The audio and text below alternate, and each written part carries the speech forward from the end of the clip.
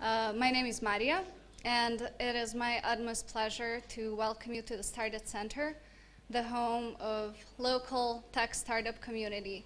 In the last 6 years, we've worked hard on building local startups, helping them grow to a certain point, and these are some of our successes. Probably one of the most transparent parts of our work that you're seeing is our blog, startit.rs, and now this is another part of it, Startit Center. If you follow our blog, you could have seen that we opened Startit Center in India too, and it is part of our mission to share knowledge, best practices, and also to give forward or to help people who are now at their beginning to succeed. And Pioneers has, in the last few years, the Pioneers organization has been recognizing these values in us, and it is so wonderful to have such great friends who put together these events where you all can present your ideas and also learn from each other. So I won't go on for too long. Tonight you will first hear the panel discussion. The topic is bootstrapping versus investment, and then afterwards we'll have a pitching session with 8 startups presenting their technology solutions to different problems. Now I will ask Janko, who is a local ambassador of Pioneers, to say a couple of words and present what the Pioneers is doing. And yeah, hope you enjoyed the event. Thank you, Janko, for coming. Thanks a lot. Thank you for organizing everything, and thank you guys for being here tonight. Really a lot of people, that's great. So on behalf of Pioneers, before we move to the panel, just a few words from my side, a minute literally talking about what we do, what we are, and what we stand for. And practically Pioneers, a lot of people know that's a festival, it's a conference, but it's actually much more than that. We tend to empower entrepreneurs, to connect people, to bring together investors and innovative companies under one roof once a year. That is what we used to be. We still are, but we're in much bigger scope. We do it much more often now. We have a lot of these local events. We have a couple of global events. We recently had Pioneers of the Balkans, which was happening in 5 countries in the region. So Pioneers is growing and is trying to help whole innovation to take it to the next level. In that sense, what we're going to do this year, what you're going to see in Vienna, if you come over there, we're going to try to bring the latest, the greatest over there. We're going to have Hyperloop CEO talking as a keynote speaker. We're going to have smart closing. We're going to have a lot of stuff there. We're going to have some awesome after parties. By the way, Pioneers Festival is famous by it because it's not a conference atmosphere. Whosoever been there, seen it, knows it's a festival atmosphere. You know, every participant, everyone who's at the palace during the festival has access to free beers, free food, free Red Bull. Everything's free of charge. The atmosphere is great, so I can only invite you to come and join us. This year, what you're going to see there and why we're here tonight is to hear startups pitching. Pioneers changed the form of event this year to become more competitive. We try not to be a regular conference and allow anybody to come in. So as a startup, you cannot just buy your place like you could have done it last year, buy a ticket and just come. You need to be selected. So this year we can only invite 500 startups. Among some of these 500, I hope that some from tonight are going to be there. These 500 startups are going to come there 2 days before the event. They do a lot of pitching sessions, some training sessions on top. They're going to be seen by the jury members who's going to select then top 70 teams progressing forward. These top 70 teams are going to be divided by verticals. We have 7 verticals, so each of the verticals is going to have 10 teams, okay? Then they present and they compete in their own verticals. So you compete in mobility, transportation, lifestyle, entertainment, whatsoever your startup is in. Out of these top 70 teams, only top 7 teams come to the arena, to the main floor, and presenting to the big audience, okay? The winners in previous years were coming quite often from this region. I think we have them here. Some of them, last year, the winner was 11th team, Dronamics. Some years before that, it was Belgrade. Belgrade is one of the most successful startups from the region. It's a Slovenian, Croatian startup that got, first startup from the region that got accepted to YC Combinator, got raised, I think, 3.5 million in seed round as well, and has launched second product now, really moving forward and scaling fast. So a lot of teams from the region did a lot. It's not only the region that is present. Last year, there were teams coming from 98 countries worldwide. This year we expect more presence, more variety, more people coming from Southeastern Europe, especially because we had Pioneers of the Balkans as a kickstart. So on top of that, what I was saying is that prior to the festival, we're going to have Pioneers Asia this year as well as a second flagship event happening in Tokyo end of March, actually before the Eastern time, 23rd of March, right? So if anybody can make it, you're invited. It's going to be an awesome event over there. It's going to be huge. A lot of sponsors, and the main one is Nikkei. Nikkei is, by the way, 100% owner of Financial Times, and they are now our official partner as well. So a lot of, I would say, attention not only from the investors, but also from big corporations that want to get into this sector and meet startups, meet you. So to cut the story short, do your best tonight. Thank you. Again, thank you to Maria and people organizing the event and Startit Center and the panelists, and I'm going to let you speak on and hope to see you in Vienna. Thanks.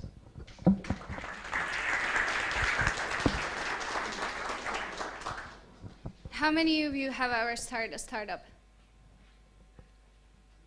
How many of you were planning to? Come on, it's impossible. Only one person? No way. I don't believe you. Anyway, so next in line is the panel discussion, moderated by our Startit co-founder, Vukašin Stojkov. The topic is, when is going solo right?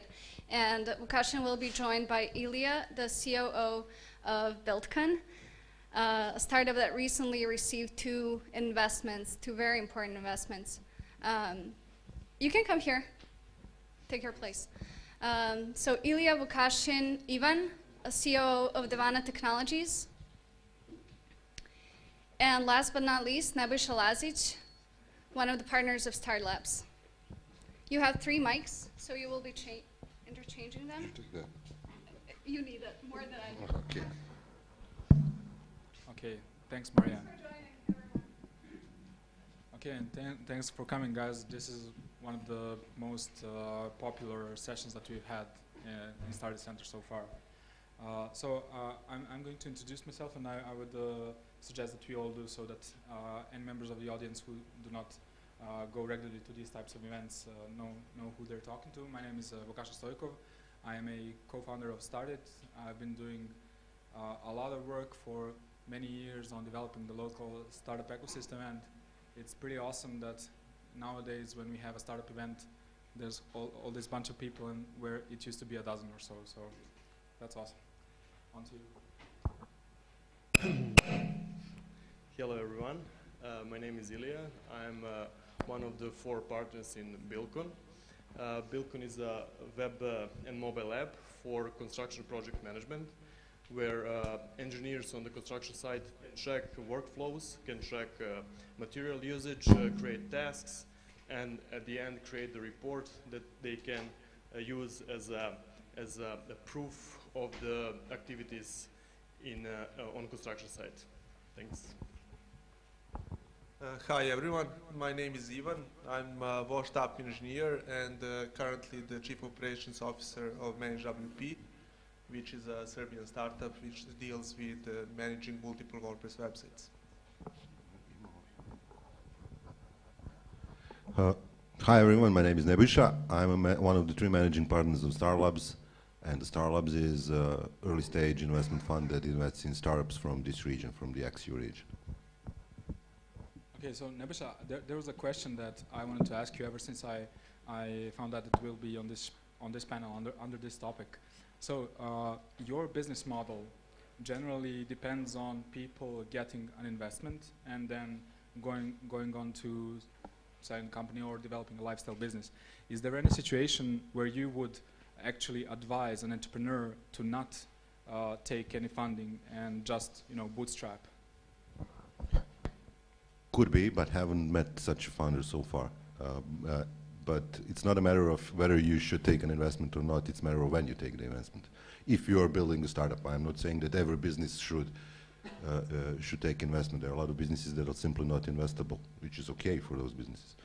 But if you're talking about the startups and the setup that we have over here, I think it's just a matter of time when you get an investment. And by the way, I wouldn't agree that our business model depends on startups raising more money after us. I didn't mean raise more money after you. I mean raising money at all, including you guys. Yeah. Well, yeah. Ideally, you guys the first. So, and you mentioned one very interesting thing, and that is you haven't yet met a founder who, if I understood you correctly, who could be able to bootstrap. Did I understand that correctly? Yes, you have. And what are the characteristics of a founder that can bootstrap, in your opinion? Well, Elon Musk can bootstrap. No, he's built 2 companies, he's built PayPal, he's built Tesla, so he doesn't need any investors. He knows how to do these things. If you're not Elon Musk, you will need help. And if you need help, then you have to talk to investors or to somebody else. But I mean, if you want to bootstrap, then you really need to know how to do this. And there are very few people in the world, not in Serbia, that know how to do this on their own without the outside help. It's very difficult. It's like wanting to be an athlete without a trainer. Possible, but not very likely. One thing that is interesting is that almost all the proven success stories in the Serbian tech scene have been bootstraps. We've got Active Collab as one of the first companies in that area. We've got Nordeus, we've got Managed WP, and they've all come from bootstrap founders. How do you explain that? Well, you have 5 successful examples, and you have 500 failed ones. So that's the explanation. Cool. And coming to Managed WP, you guys have really done a lot of. It's kind of hard for me to look at you with a serious look on my face because you look kind of like a popular politician. I'm sorry, I had to say. Yeah. But you're gonna need a mic now, so you can. Sorry about that. I had. So one thing that I wanted to ask you is, you guys have been really immensely successful, and you've been successful without any outside investment. So was that a matter of choice, or it just kind of was it? Did you actively decide not to take any funding, or did you just go with it organically? Well, yes, it's an interesting question because it's not that Managed WP never considered an investment, especially in the early stages. But there were 2 things there.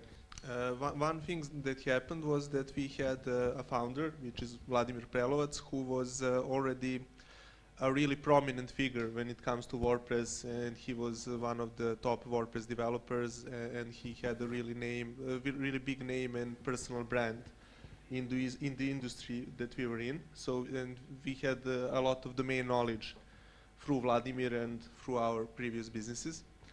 So the part of us approaching customers and needing to take in an investment as social proof of anything wasn't really necessary.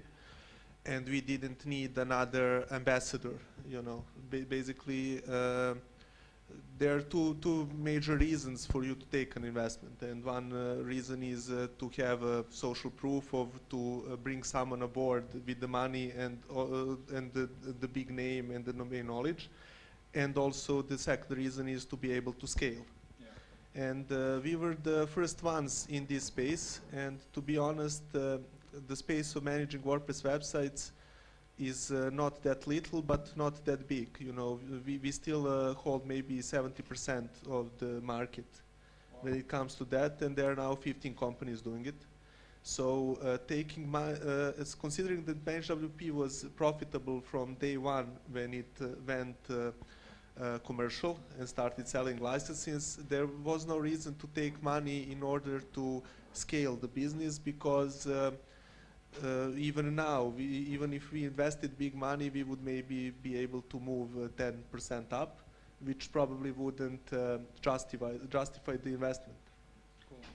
And what's also interesting to me in your case is the fact, if I understood correctly, you guys had significant success before going out with Managed WP. Actually, Vladimir, I think that he made some really profitable products.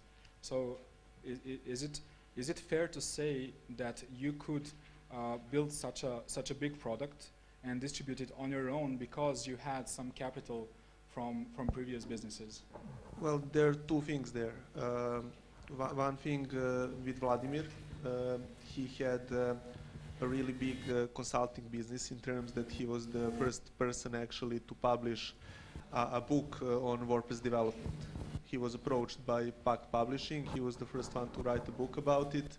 So he was really very known in the community. He had some other successful WordPress plugins, and we were able, to use those plugins to advertise our new business. And he also had some money saved. And we also had some experience with, previous startups in terms Vladimir already had some successful WordPress plugins, some successful and unsuccessful tries of software as a service businesses. I had a startup which I exited with around $500,000 US in the exit in the same year that we were starting ManageWP. And there were, there was more than one thing, but in general, ManageWP had a budget of around 50,000 euros, and that budget was not spent entirely during the development. So I would say that we were pretty lucky, to be able to do it on budget and relatively on time. So in a way, you were your own investors. Yes. So what kind of scenario played out with you guys? If I remember correctly, when I spoke to Janko, your co-founder, at some point he was really bootstrapped. I mean, so bootstrapped that it hurt.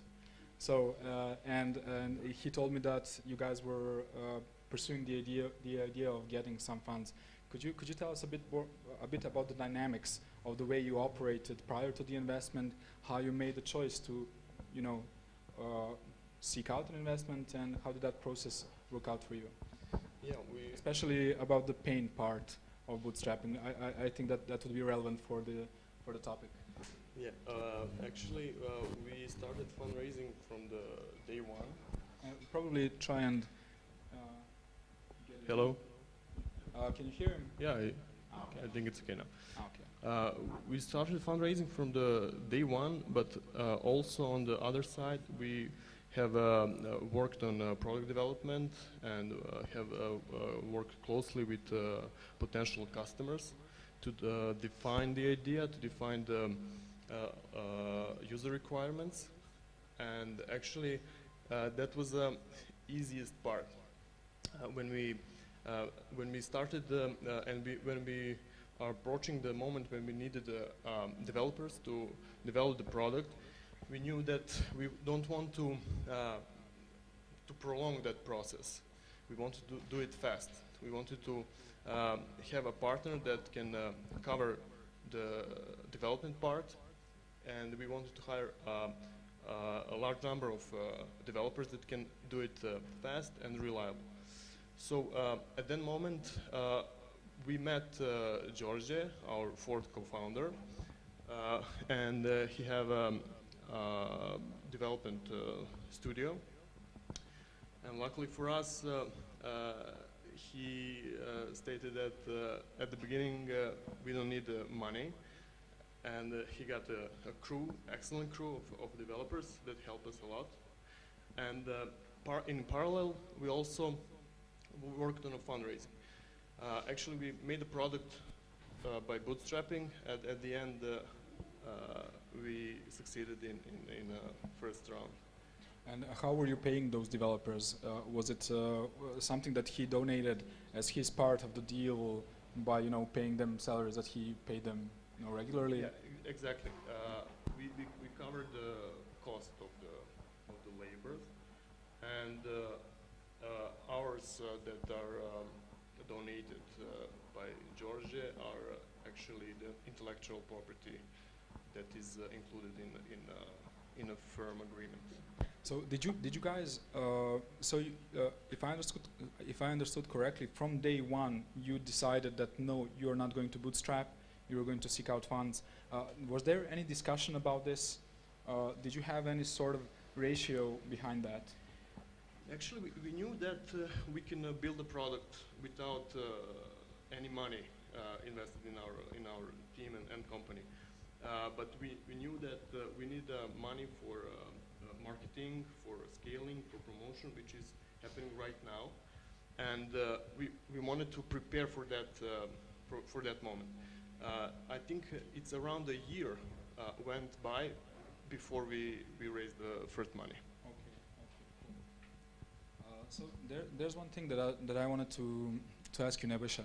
I mean, one way that we could explain the fact that there are so many successes which are bootstrapped could be because there wasn't an investor in Serbia practically up until 2 years ago when you guys started working, and before that there were really sparing visits from various investors to this part of the world. Yeah, there are lots of explanations for that. One of the explanations is that both Devana or Nordius, or they made their successes like 5 years ago. You're not a company from yesterday, so it all happened 5 years ago. Yeah. And that's like huge amount of time in our business. So what was working 5 years ago, it's not working anymore now. You could not repeat those successes the same way now. So the time is very important thing here. That's one thing. You're right. There were no investors there, but I wanted to emphasize one more thing. It's not about bootstrapping versus taking investment. Every company needs to bootstrap. You cannot start your company by looking for investors. Why? Well, you need to do something on your own first. Really? Of course. I'm just kidding. I mean, because of course, believe it or not, yeah. The reason I put it like that is because I have been I've been hearing some other thoughts on that subject. Yeah, me so too. Why do you think that you need to do something on your own, as you put it? Why would anybody give you money if you don't want to invest something yours into that business? So I'm just curious about the following scenario. So let's say that you've got some really talented guys and girls who are, going to their highly paid jobs and they are aching to go start their own startup. But, life being what it is, you have to pay some bills, and it's really hard to say, okay, tomorrow I'm quitting and I'm diving headfirst into the startup world. So I'm going to wait until I get an investor to invest something in my startup so I can quit, and then tomorrow I'm starting to work on my startup. I've quit my job, I've got an investment. Does that scenario work? No. Why? Nobody's going to give you money until you quit and you start working on that. Nobody said that that this is easy. This is hard, I agree with you. But if you don't want to invest yourself into the business, it's not about the money. I'm not talking about investing your saving or selling your car or apartment. It's not about the money. But if you don't want to invest your time, your expertise, yourself into this business, why would any investor invest in it? Are you also saying if you don't want to risk anything, that is also a factor? Yeah, sure, you have to risk. I mean, we are all risking, so the risk needs to be divided equally. Yeah, cool. If anybody from the audience has any question, you can just get your hand in the air and ask us. So feel free to interrupt us. So I'm curious about the process that went on with your round of investments. At some point, I got a lot of pings from various investors here in the region about what you guys were doing. So how did you make the choice to choose the investor that you chose, and that would be the 500 startups from California?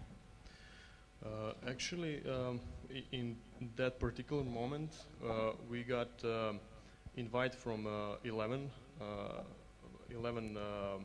fund from Bulgaria, and we were there in Sofia for a pitching session.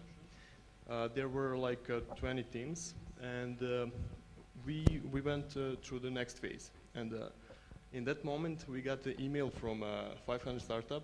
Janko were pitching like 4 days before Sofia on Belgrade Venture Forum, and there he met a mentor from 500 startup from Silicon Valley.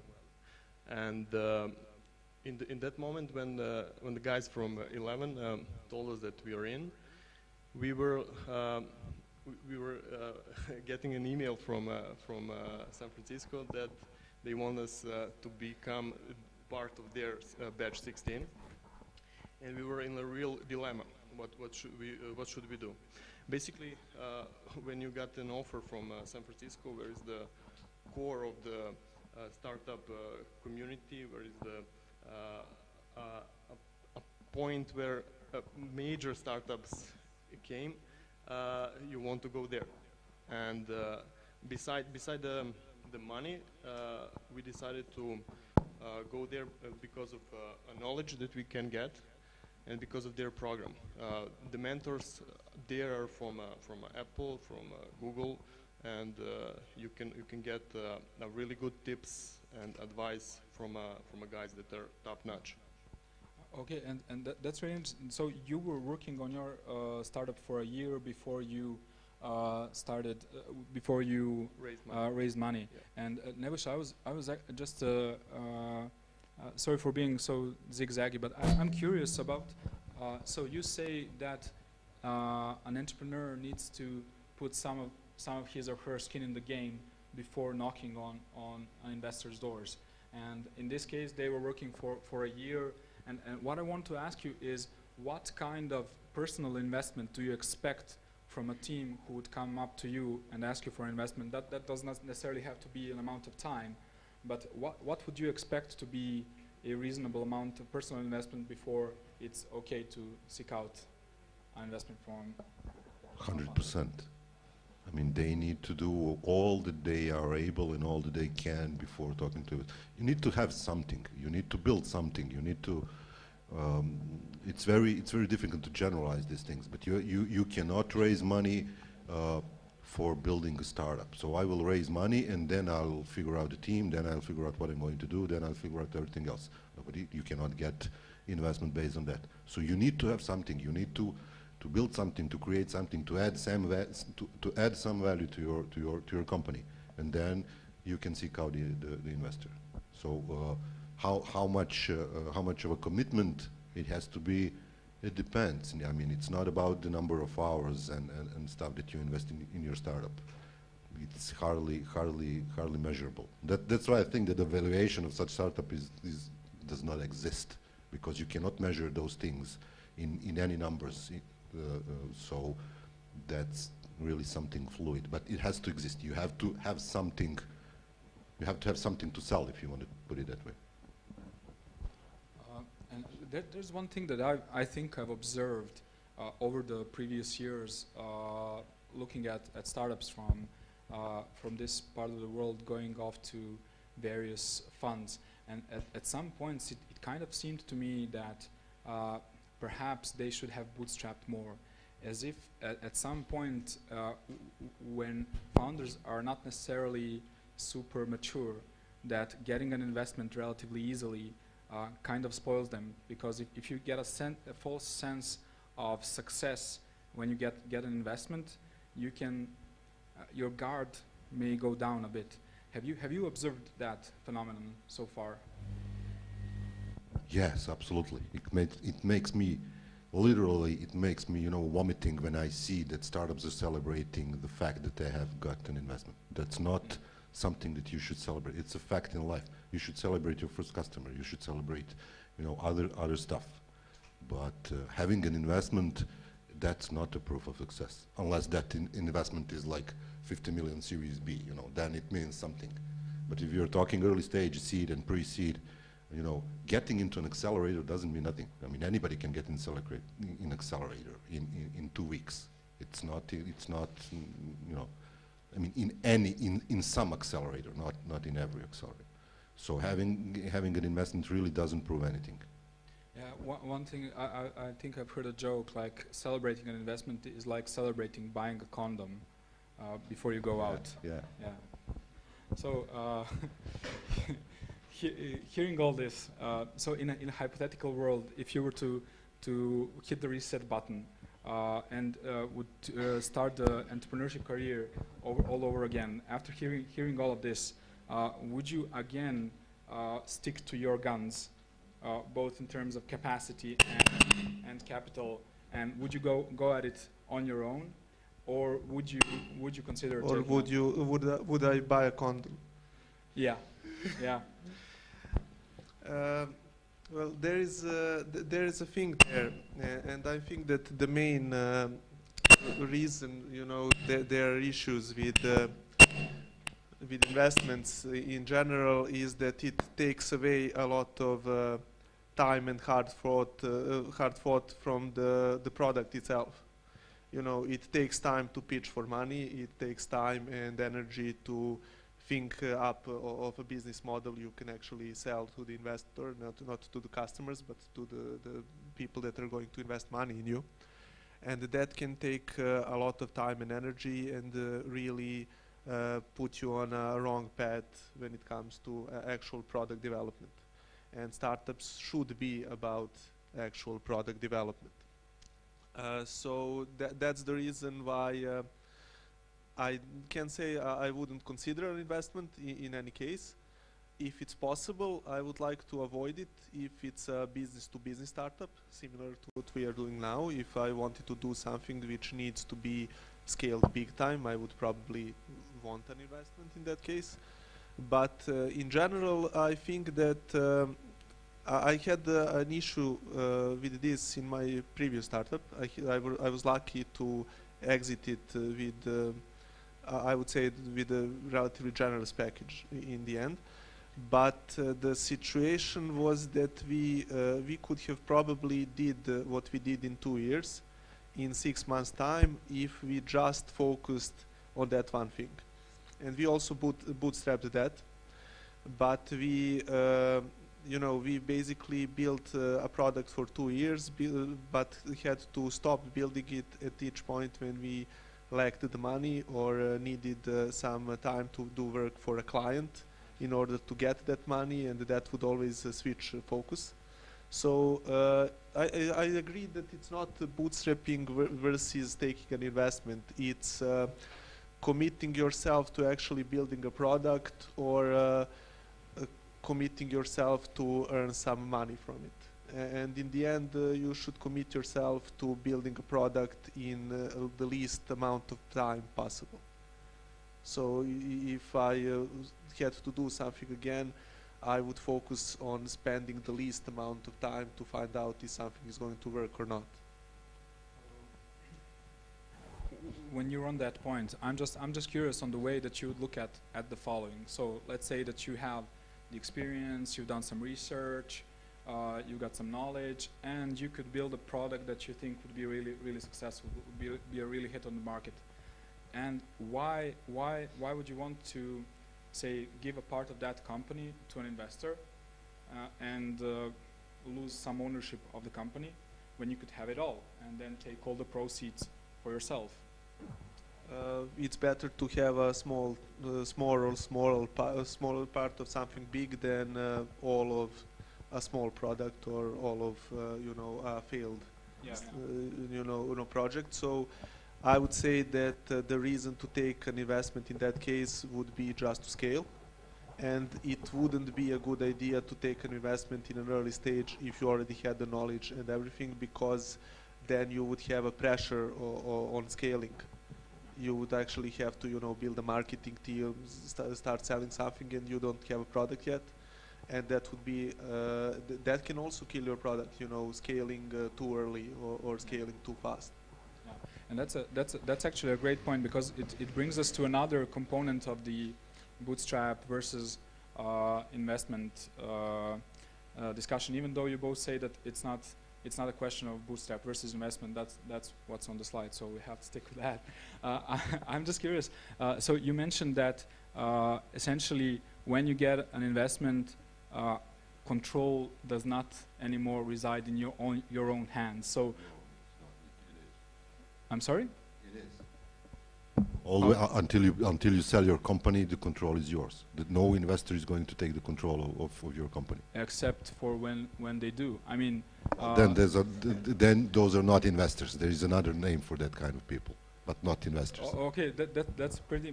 Are you saying that you are not the type of person who would, you know, fire the CEO and bring in some adult supervision? CEO what?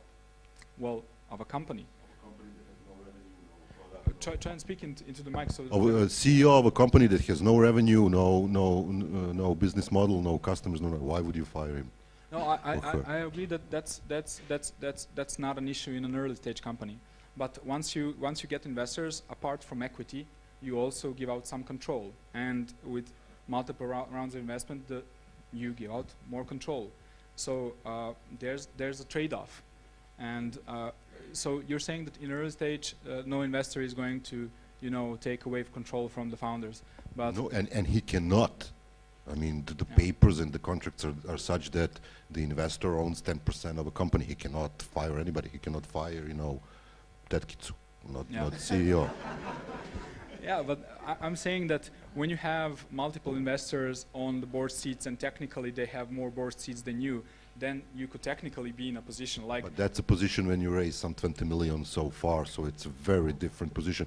And when that happens, actually most of the CEOs are just dovde im je svega, and they want to actually get out of the deal, and you know. I wouldn't say, you know, you're giving up the control, but it definitely adds more pressure. You know, you actually have to justify some decisions and go into like when you are raising that first round, and you have to spend time, you know, to explain that to someone. You also have a lot of angry people that are not your customers, but they're supposed to be your partners if you're doing something else. It's something that you have to manage in a way. So it's not, I agree that it's not, you know, taking the control, but it's adding another, you know, hurdle you have to jump over. Could pressure be a good thing? I think that the better pressure is the fear of having no money, you know, than the fear of having to explain something to people that do. So I would say that the fact that your company could fail should be, you know, that is good pressure. That is good pressure, you know, if people don't want to use your product, if they are churning in massive rates. If no new customers are coming, then that is you know, good pressure, because you need to change something. And pressure to earn as much as money as soon as possible is not good pressure. You know. Yeah, I see. So yeah. Oh yeah.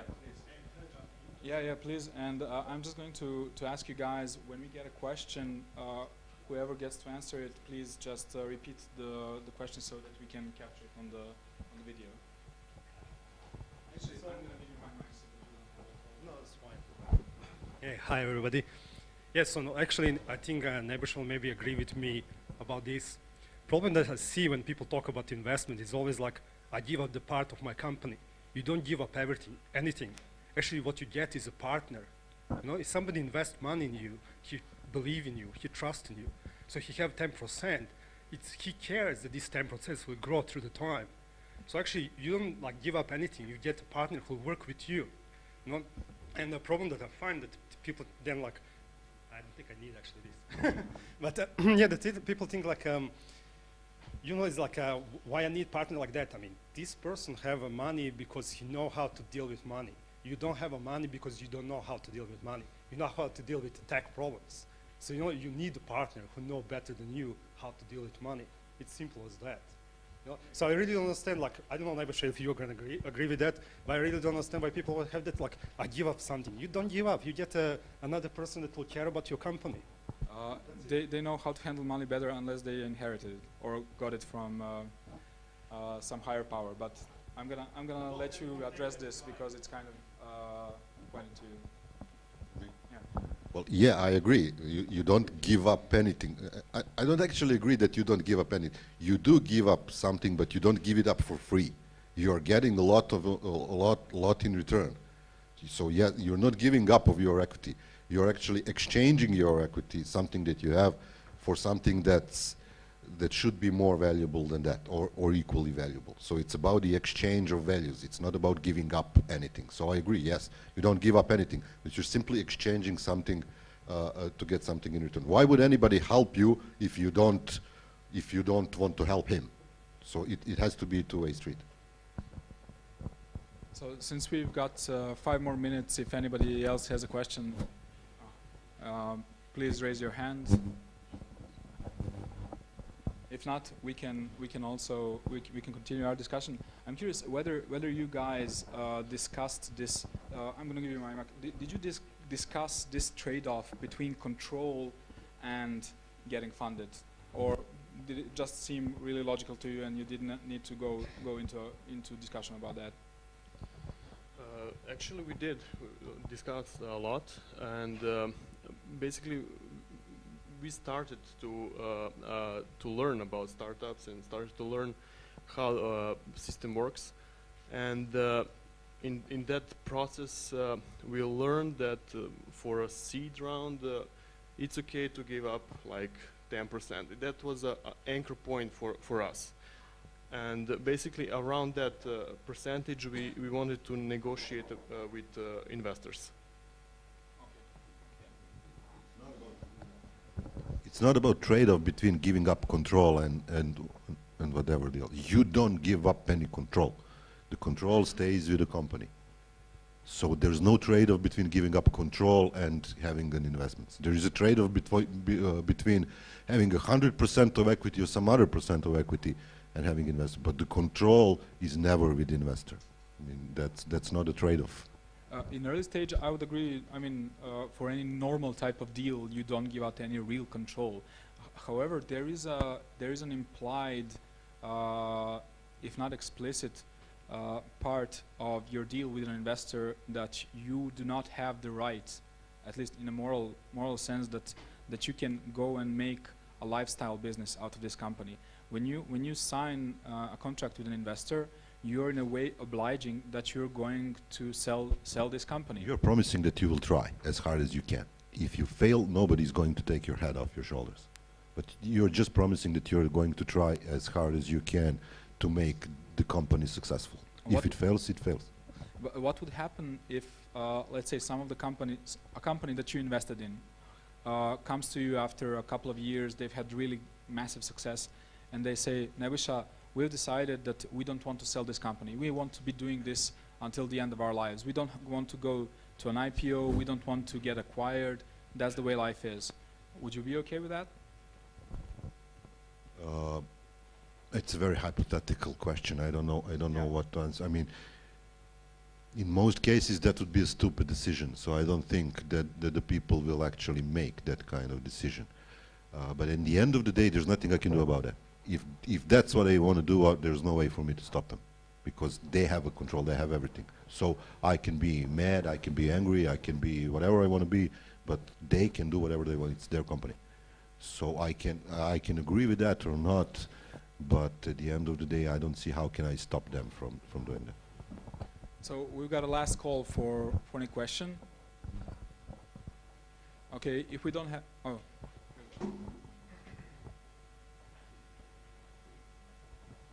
Hello everyone, I'm a partner with Ilija, co-founder of Bilkon. Just want to add, I don't think that we had a choice of bootstrapping. Actually, we do have a choice of bootstrapping.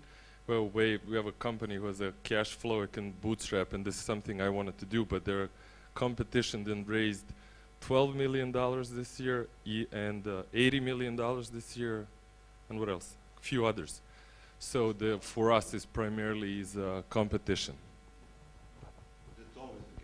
It's always the case. We don't have a choice in this instance. We have a way, and our product is easily sellable, that we can make a profit and be profitable very quickly, but it means anything. It's just like a very small growth rate versus like marketing investments that are coming from San Francisco. Cool. Thanks, man. Okay, so we've hit the time spot where we're going to wrap up this panel. Guys, thank you very much for participating. Let's thank the members of our panel.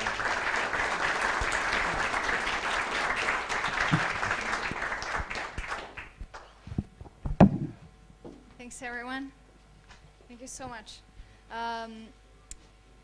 You will give us 5 minutes to take care of this and place chairs and the tables for our jury. So they will be evaluating the startups that will be pitching. We will have Ivana from donesi.com, Nebojša again, and Jan Kabler from CS Ventures, as well as my brain is not working fast enough.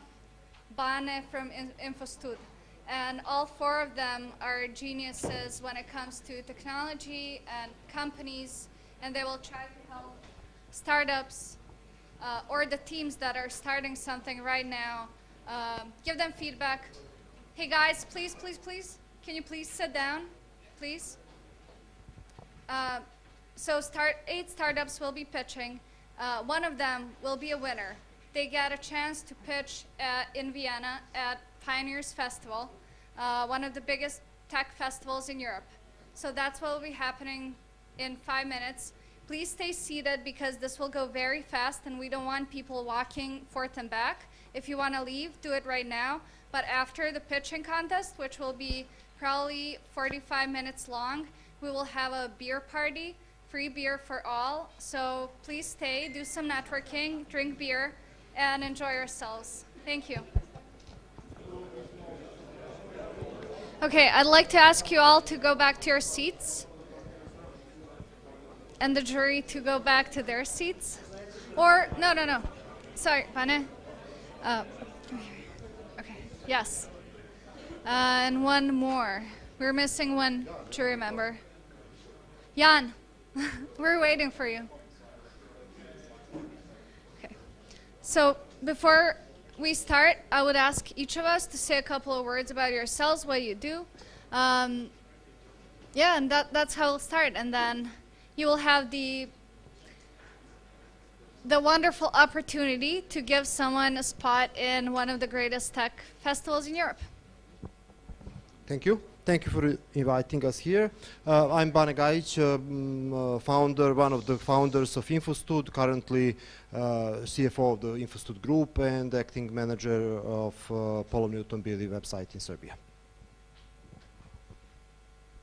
I already did my part, but I'll do it again. My name is Nebojša. I'm one of the 3 managing partners of Start Labs, a San Francisco-based investment fund investing in startups from Western Balkans. Hello, I'm Ivana Zirević. I'm one of the co-founders of Donesi.com, one of the first Serbian startups, and we are now part of a big global company. So Hi, I'm Jan.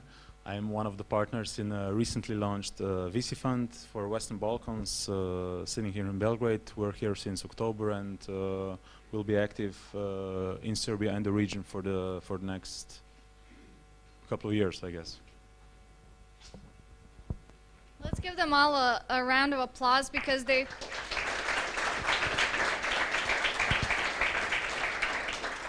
Thank you all so much for taking the time to be with us. I know you're all busy people, so it's really a pleasure to have you here and a great privilege. Okay, so please take your seats. You will have the spreadsheets where you can give certain grades to the teams based on the team, market, technology, and their presentation. The first will be AgriShares.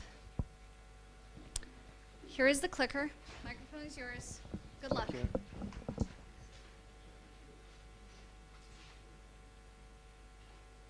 Okay, so good evening everyone. My name is Boris Petrin. I'm from AgriShares and I will speak about the sharing economy for agricultural machinery and equipment. So the problem we are dealing with is that agricultural machinery is expensive and the prices are going up. So the owning agricultural machinery has become a luxury. On one side we have farmers who own machinery who tie up a lot of capital into machinery while they use it for a very small amount of time. And the idle time goes up to 99%, so this is a huge waste of resources. For these farmers, there is no easy way to make money on the machinery they own. On the other side, we have farmers who cannot afford to buy machines, so their quality of work is low, and they have difficulties to find the machinery they need. For them, there are limited possibilities, of course, to rent machines. And they're already trying to find alternative ways to obtain machinery services. So now that you see the 2 sides of the problem, maybe the win-win solution might be obvious.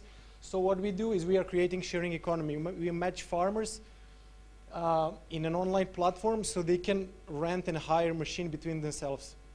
So for the owners, they have opportunity to reduce the ownership costs and they can increase profitability. For the farmers who don't own equipment, we give them easy access to machinery so they don't have to buy what they can rent from the others. There are also some benefits for the community because we improved the utilization of the existing resources, and which of course contributes to sustainability. And this sharing economy approach is well used in other domains, and the local agriculture has been missing on this approach and on the potential of new social technologies. Our main product is AgriShare, is a web platform to list, discover, rent, and hire agricultural machinery and hire services, and it's very easy to use. So the users can search and query through the database, they can review the listings, and then they can request to rent and, or hire the preferred machine. Of course, search is locally based, so the farmers search in their proximity. So far, it's available in several languages, and we want to add additional services like user rating and review system, scheduling and record keeping tools, rate calculator, etc. And the current traction is we have only about 100 registered users, and then on Facebook we have more than 700 people, but now with, you see what is the problem. We have to move them to the platform. Quickly about market and business model. So we focus on short-term agreements, which are rent and custom hire. And we see potential because 70% of European farms are less than 5 hectares in size. Our estimation of the agricultural rental and lease market in Europe is 4.65 billion and much more worldwide. And of course, our main source of revenue is taking a small commission on each successful deal. Finally, this is the team. We are a group of lifelong friends. We are hanging around since the childhood days. And we cover expertise such as agriculture, of course, then computer engineering, management, etc. And this is all. Thank you. It's only 3 minutes.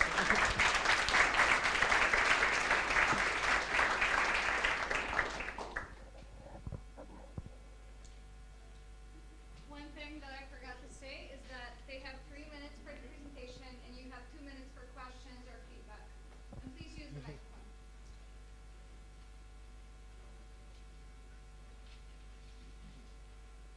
Hi. How can I ask you, how do sales? Who is approaching these farmers and owners of machines? So the main problem is reaching farmers.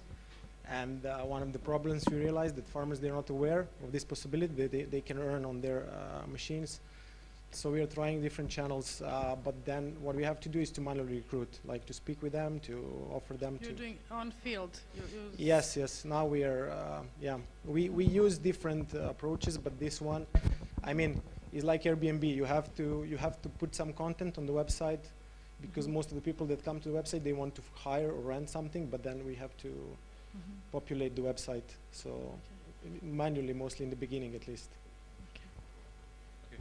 Can I ask you, I mean, I'm not an expert, but I would assume that the activities in farming kind of overlap, and you would use one machine, I don't know, 1 month, a year, but everyone would need to use this machine at the same time. So how do you overcome that, or is this an issue at all? Yes, it could be an issue for specific types of equipment. I mean, for example, if you have a combine, everyone wants to use it over 1 month, but then for other types of machines, it's not an issue. If you have a tractor, you can put different types of attachments. You can do various types of works. And of course, even the very specific machinery, the usage time is very low. You see 100 hours per year. So if you increase that to 200 or 300 hours, it's still quite a good achievement. But this issue exists, of course. Are you focusing on any specific type of machinery, or? No, not really. Everything that is related to agriculture, but mostly for, not for animal stock, but mostly for growing crops. And how are people doing that right now? So the people that don't have in Serbia, they have personal connections. So they know a guy from the village or from the next village who can do a certain type of work, but it's very limited. Then in the ex-Yugoslavia, there were like machinery circles where people used to buy together machines and then use. And why is your solution better than that? Well, we increase the offer. They have access to more machines because they don't know everything they need. They know one guy who has something that is very critical, someone who can do specific work, but then the variety of machines and customization of services is much better. As far as I know, a lot of people are using other people's machinery, but they're not paying in cash, but with part of their crops. Or yes, I know. So is that a problem for you? Or? No, I mean this is one part of the current approach. So they can do the work for 10% of the, the final.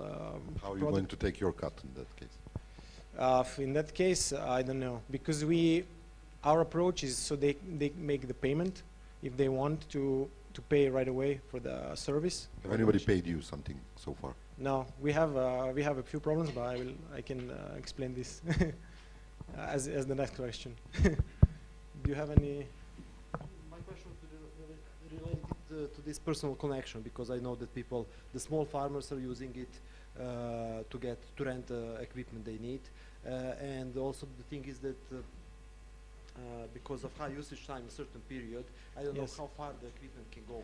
I don't think that somebody will go from Novi Sad to Niš to rent the equipment for the works. So the one point is should be done locally, maybe in the radius of 50 kilometers or less, because machines cannot travel far. And then I wanted to answer the question of Nebojša, because for the payment we have in Serbia, we have issues with PayPal, with Stripe, with Adyen, with almost any.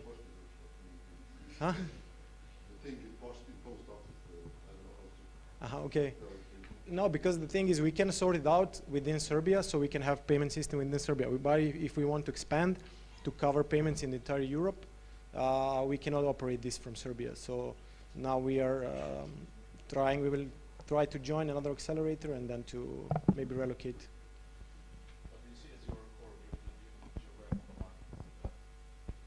So we started, of course, in Serbia because we can manually recruit farmers here. We are from here, so we are trying here, and it's going quite difficult. And then there are two other things that we're doing. We tried in Ireland, and most of the traction that I showed is from Ireland because it's very agricultural, it's English speaking, and they accept innovation. And now we've been invited in Scania, is the southern region of Sweden, which is all covered in farms, and so they want to try it over there because they have early adopters. I mean, farmers they are open to innovation, to new technologies, so they want to try it also here. I mean, we and together with them. So yeah, thank you.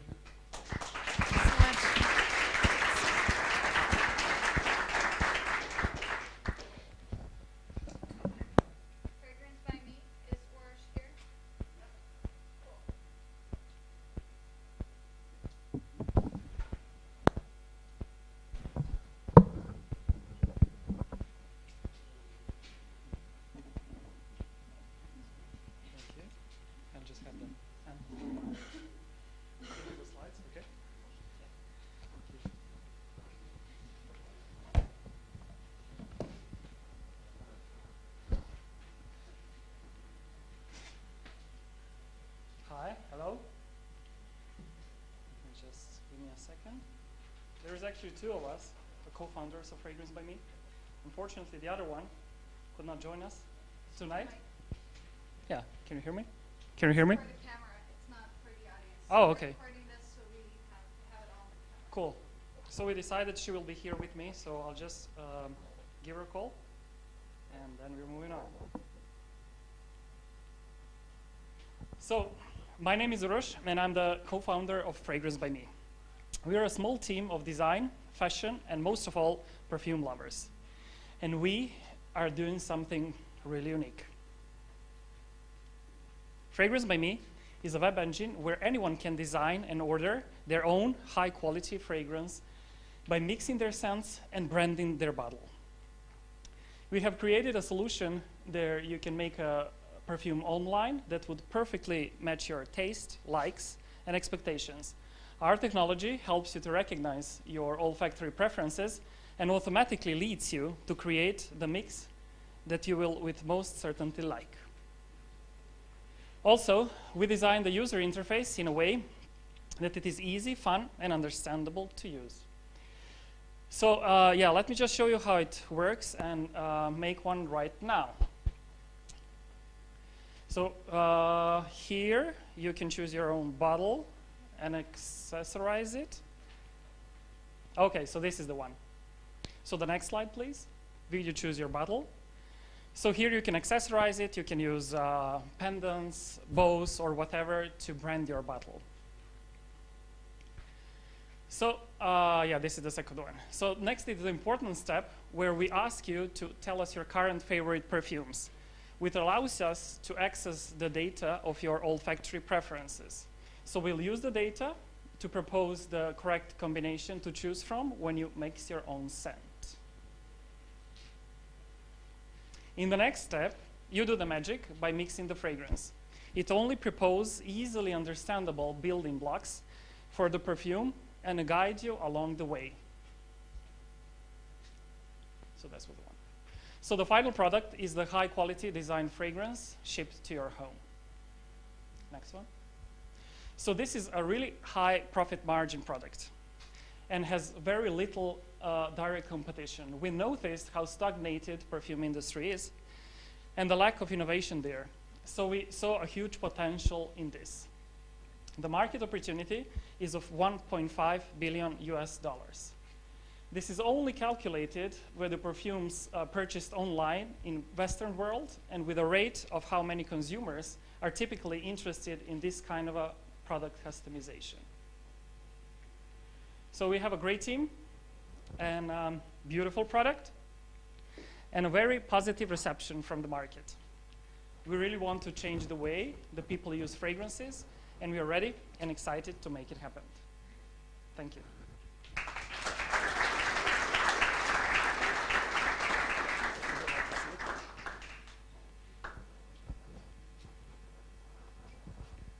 Okay, can I start? Sure. My question is, at what stage actually are you at the moment? Is this a prototype, or do you already have existing customers? Where are you basically in terms of life cycle? Well, yeah, we don't have at the moment the existing customers. I mean, we have something like 20 of them that were kind of testing the whole products and everything. But the whole engine is ready, so we will be able to produce and ship in a matter of a few months. Why is your existing versus my existing taste in perfumes, why is it relevant for me to make a new scent here? Because obviously formulas are secret and yeah, exactly. What's the value added that you have in that information? Yeah, so the thing is that when you input your, in that step you've seen, you input your perfumes that you're currently using. So out of that, we are getting the data of your olfactory preferences, and out of those we are proposing. So let's say there is a, let's say vanilla or something. So those are the ones overlapping in your perfume. So most likely this is why you were always choosing that kind of a perfumes and then proposing to add something that you may additionally like.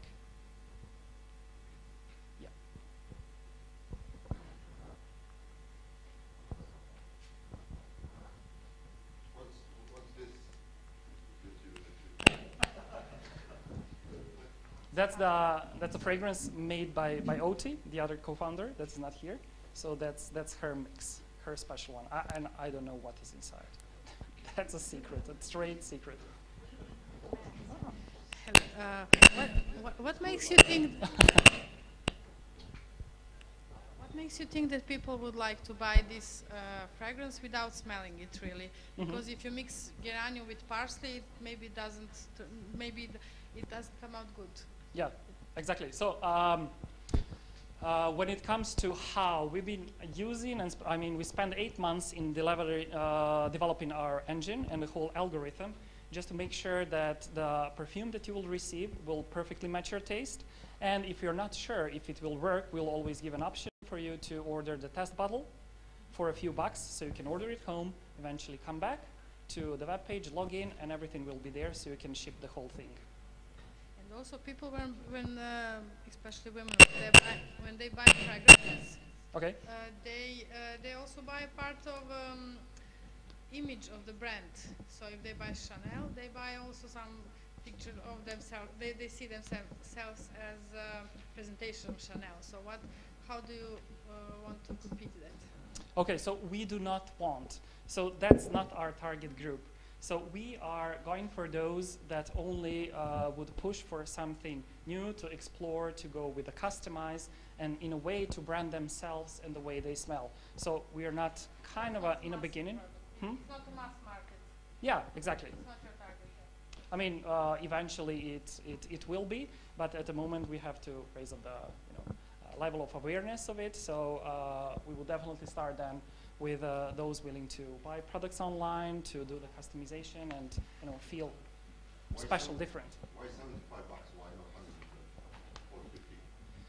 Yeah, that's a good question. That is something to be decided upon later on. So we've been just checking out, because the average price of the designer fragrance is 75. So even with the 75, we've been seeing okay margins. So we just put to kind of a match that price, and yeah, that's why. Thank you.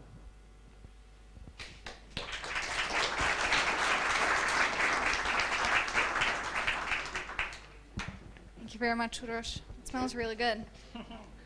No, it smells really good. Who has the clicker? Cool. Okay.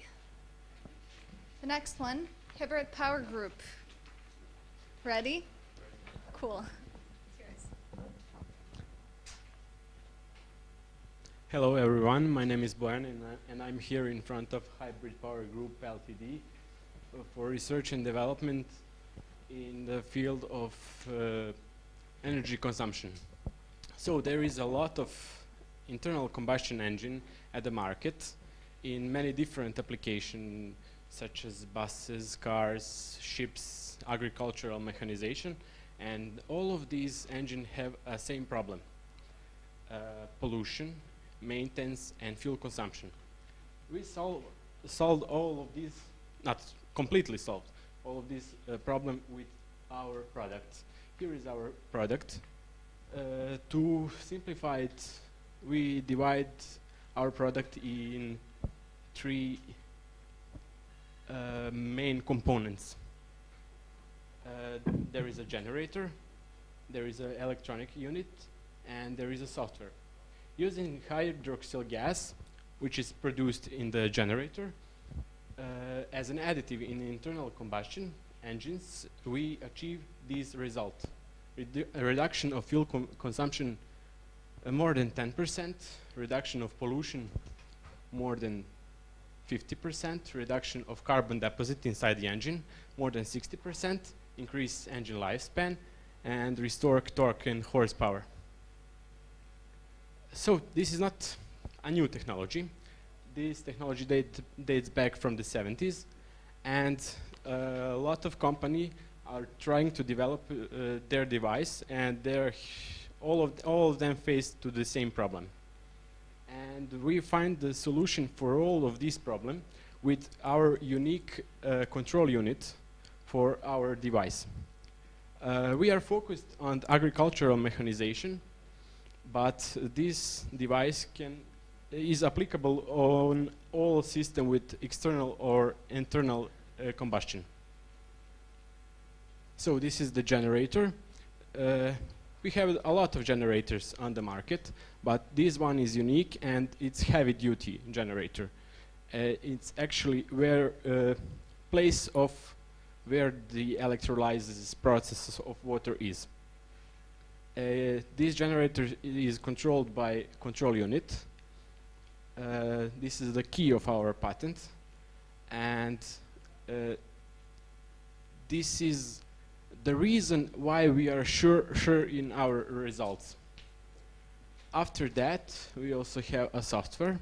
Software takes data from the engine ECU, create a map of energy,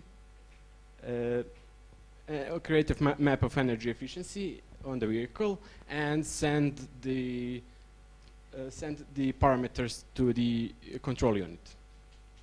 So let's talk about a number. If we are talking about our customer, one average tractor spends between 5 and 25,000 liters of fuel yearly, and cost of our product, production cost of our product is something about 9,500 euros, and the selling price is something about 2,200 euros, and our customer can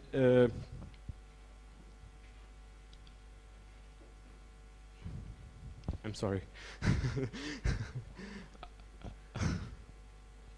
Okay, let's do the global market even in the Serbia. I'm sorry. What did I just do?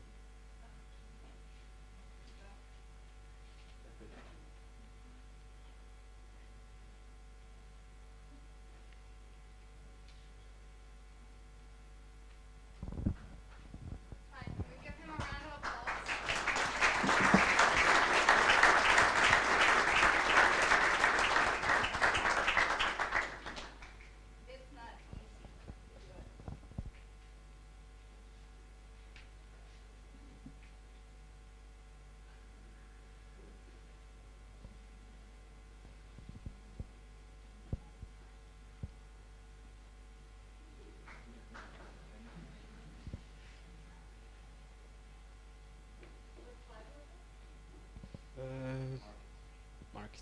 Yeah. You want market or after that? Market. So if we are, if we take just 10% of Serbian market, which is for 40,000 units, we are talking about 88 million euros just in Serbia. And if we are take 10% of Balkan market, we are talking about 1.1 billion euros.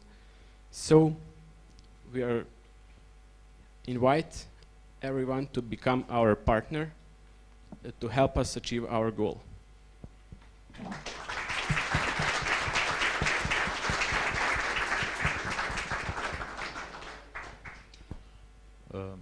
I'll take the first question.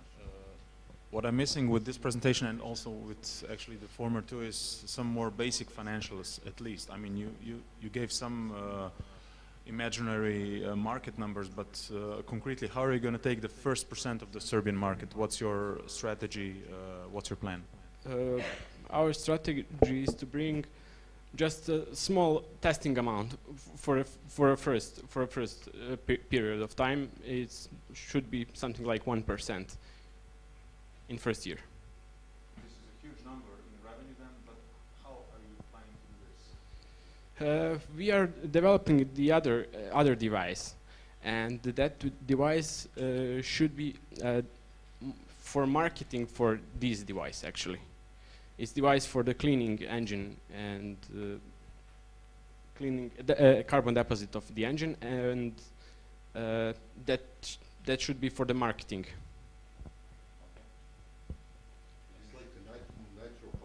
No.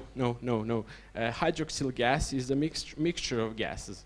It's actually hydrogen, oxygen, and no. It's completely clean.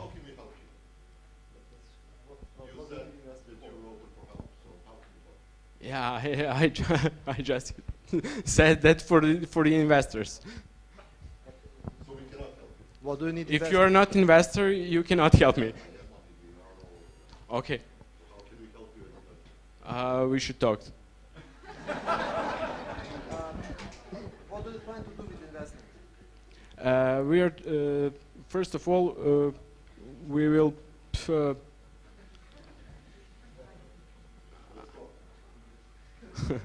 I'm from developing. I'm not from marketing.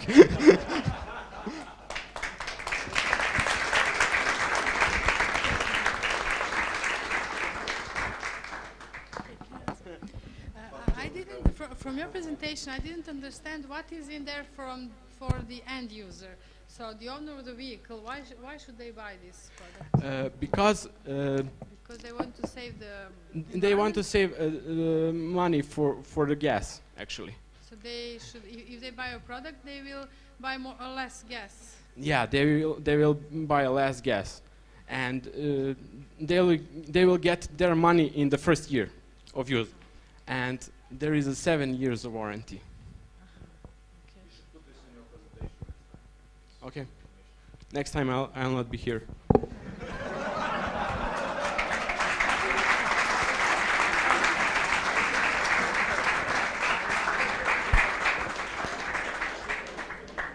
Thanks, Bun. Well, last night I received a call from him, and he was all panicked. He's like, "Hey, no one from the team can come. It's only me, and I'm a tech guy. I don't know how I'm gonna do this." And so, thanks for the courage. It was great. Next one, Muvzik. I guess that's how you pronounce the name, right? Are you gonna make someone dance?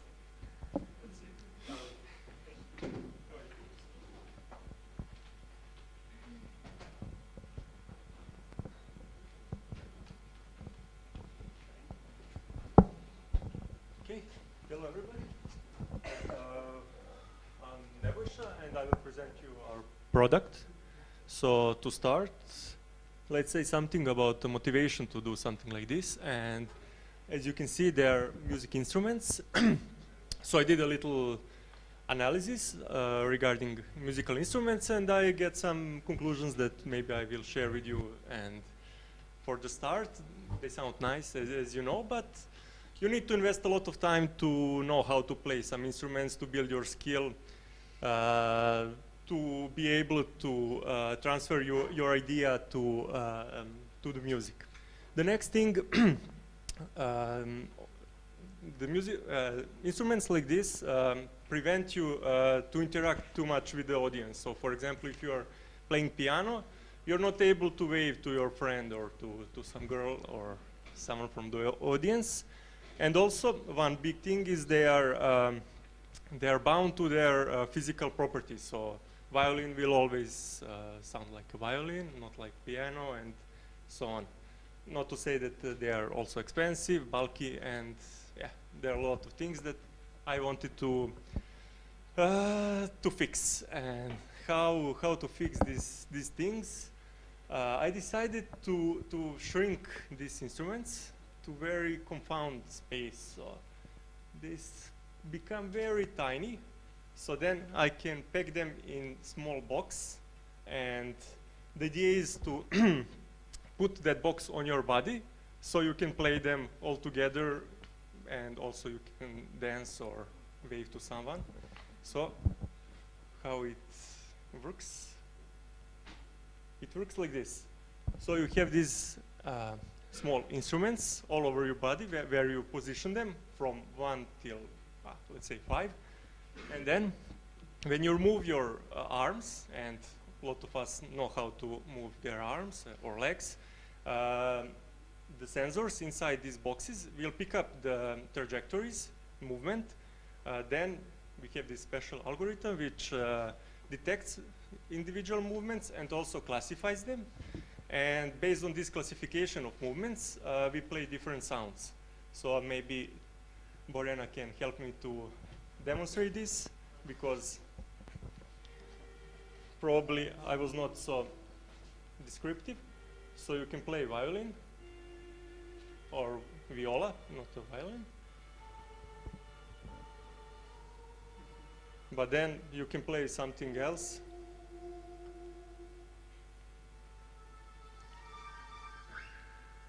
So you can bypass these physical boundaries of regular instruments and play whatever you want. Any kind of sample, music sample, and also you can make your choreography, or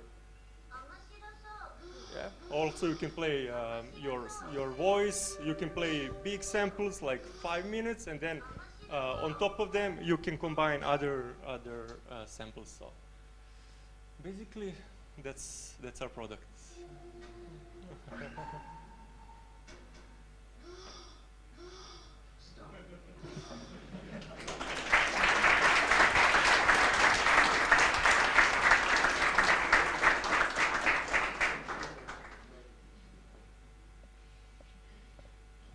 Maybe here a website also.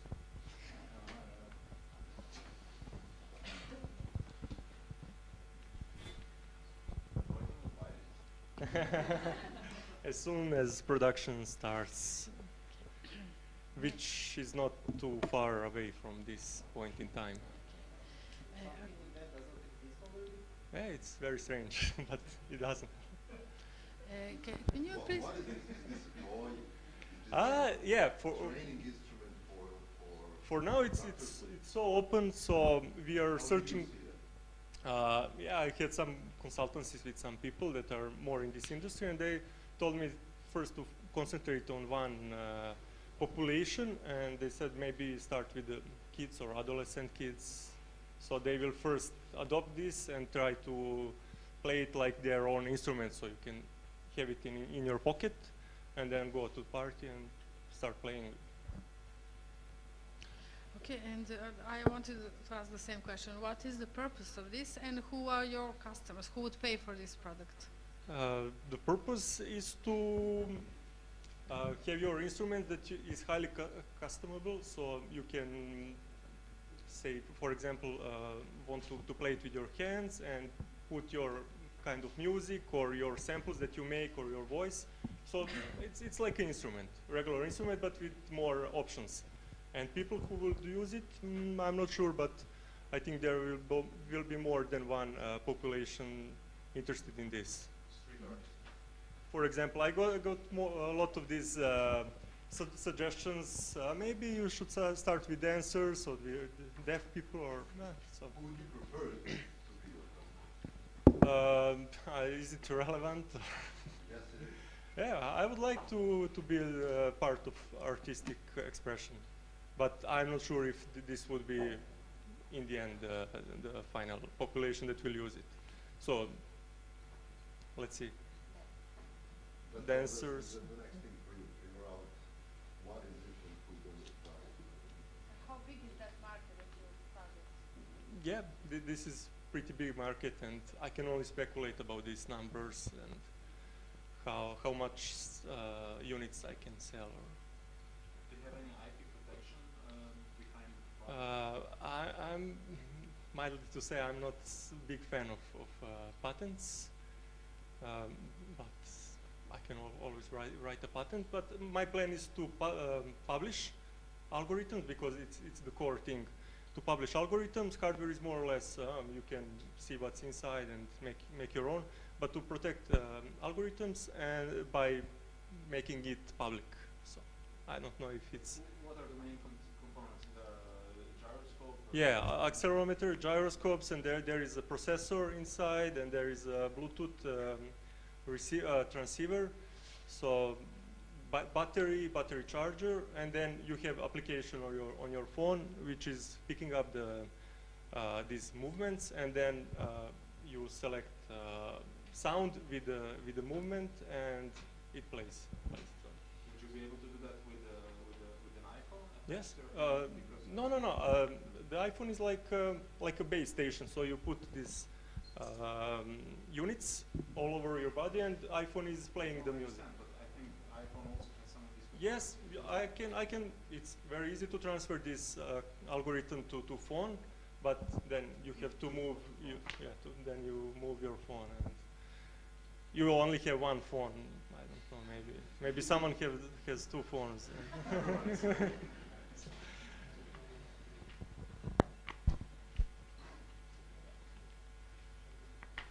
a cool gadget, but you have to figure out what it actually is. What will that be in the eyes of your customer? You know, the Guitar Hero is not the fake guitar, it's something else.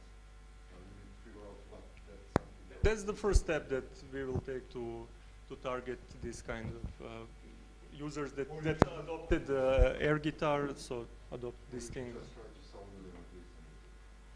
No, why not? Yeah.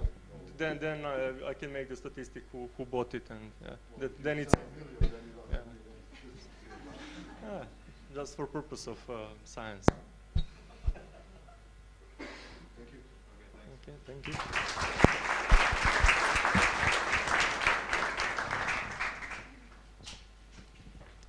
I bet 98% of us has a smartphone, and I wonder how many of you wish that you give up your smartphone and go back to stupid phones. Does anyone wish to give up on their smartphone? Yeah, pre-smartphone. So, okay, me 3. Cool. So this might be the solution for you guys. Watch and listen what this team has to offer. Thank you. Hello, everybody. My name is Marco, head of alter ego architects, and I would like to present you the phone. This is our presentation, my team and I, and we will start with the problem. According to research, we are spending more than 3 hours per day staring at our screens, and that's more than a day. That's almost a day in 1 week, and we have to ask ourselves how many hours per day we spend with our friends and family. And today, to our lousy batteries of our smartphones, we have to carry charger everywhere like a fashion accessory. And of course, I would like to make a statement that phones don't waste time. I think that apps do. So we give you a solution. It's a apps-free phone that has only basic functions. So you can enjoy your real life, not in a shitty virtual life. So we will give you a great battery life using e-ink display technology. And of course, we will beautifully and ergonomically design it with affordable price. So when we publish this article on various websites and magazines, we get a great feedback, positive and negative, from all around the world. And people themselves do our homework and create focus groups. So we have people who can be potential users. It will be elderly people who are not tech savvy. It will be middle-aged people who want to rest just from online life, to use our phone as an alternative phone. People who want to travel a lot and want great battery autonomy. They don't have to carry a phone charger anywhere. And of course, kids in elementary school, because they don't need smartphones. And this is how our phone looks. It is beautifully designed. It's a printed phone that uses e-ink and has USB port, and it will be cheap to produce, and everybody can has it. So these are the images, and how we will market it. We will market it through 2 channels. One channel is through online retail, through targeting social medias, and the other is via mobile operators through contracts. So maybe companies that have field workers can use it when bought via business packages. So competitions, we choose, of course, poorly designed. There's a ton of these dumb phones, but why they have to be poorly designed bricks? We want to make a difference, to make beautiful designed phone with no apps and which you can rely on it. So our competitive advantages: we want to make a phone who will use only symbols, digits, and icons. It will break language barriers. How? You can intuitively use the phone, and when you come to texting and searching in the contacts, you use well-known letters, of course. So it will give you great autonomy thanks to e-ink display, and of course it will be affordable. We will target the price on our early estimates on 10,000 pieces. The price will vary from 50 to 70 euros per piece. So this is our presentation, and I have a mock-up version of it. Here it is. This is just a 3D printed version because our prototype is in patent phase, and this is our preliminary look.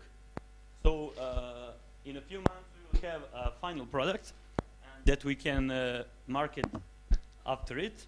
And I just want to say for the end that try sometimes to be offline. It will really help you. And thank you very much for your attention.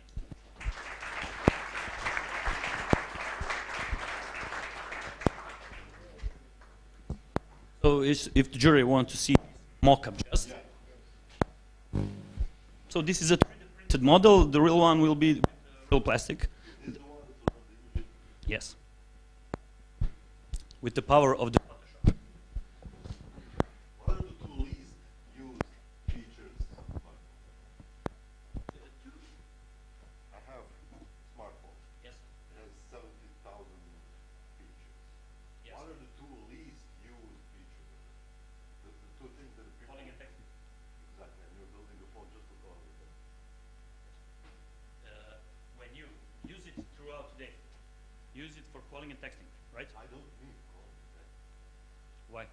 Why should you waste time on the application? Is it a matter of life or death if you know for one news that's happened half around the world, maybe is it life or death if you know it now or when you come home to your computer, you know it. We are so obsessed with this pathology that we must know the news, and we are just scrolling like a zombies, the news and everything like that. But I think that people want from time to time to get offline and enjoy in real life. Maria just asked the people about that for this presentation. Nobody can. They will learn. They will learn. That offline life is pretty much better. Presentation is wrong. I don't know where to begin. Excuse me? Every single slide of this presentation is just wrong. Why? So I don't know where to begin asking questions because I don't know. Okay, anybody else? Try to do something.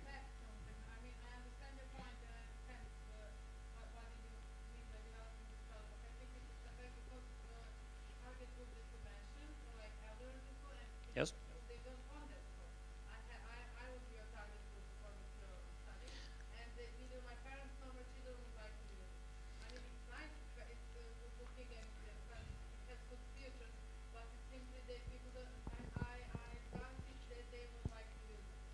We don't want to battle with flagships. We want to give people alternative. When they want to disconnect, they can use that phone.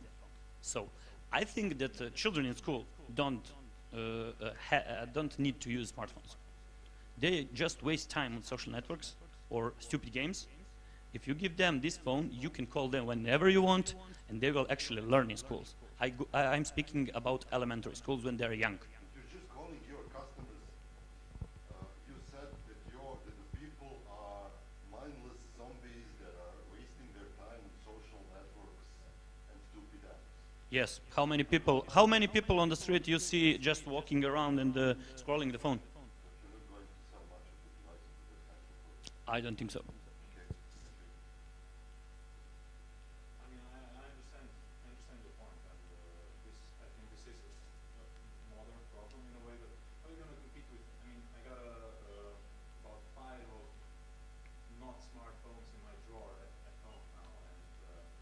How I'm going to compete with that? They are poorly designed. They are brick phones, dumb phones.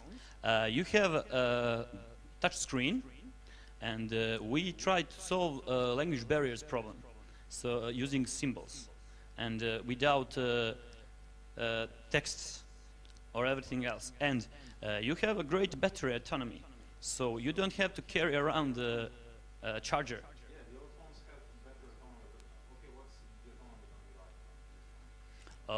We, in our early phase of the prototype, we are talking with different companies that produce lithium-ion batteries, and I can tell you the exact number, but you know that more than 1 week. Definitely more than 1 week. Yes, of course. You?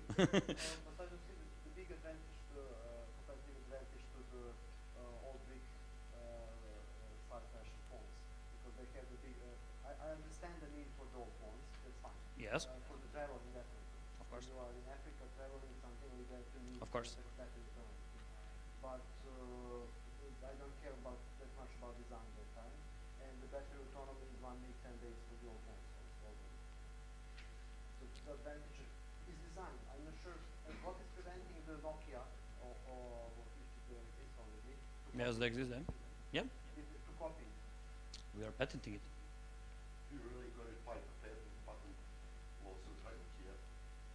A patent is in procedure. You mean that the patent will protect you from the field? Of course not. The whole device that is in prototype phase, it will be similar to this that we showed to media. Anybody else?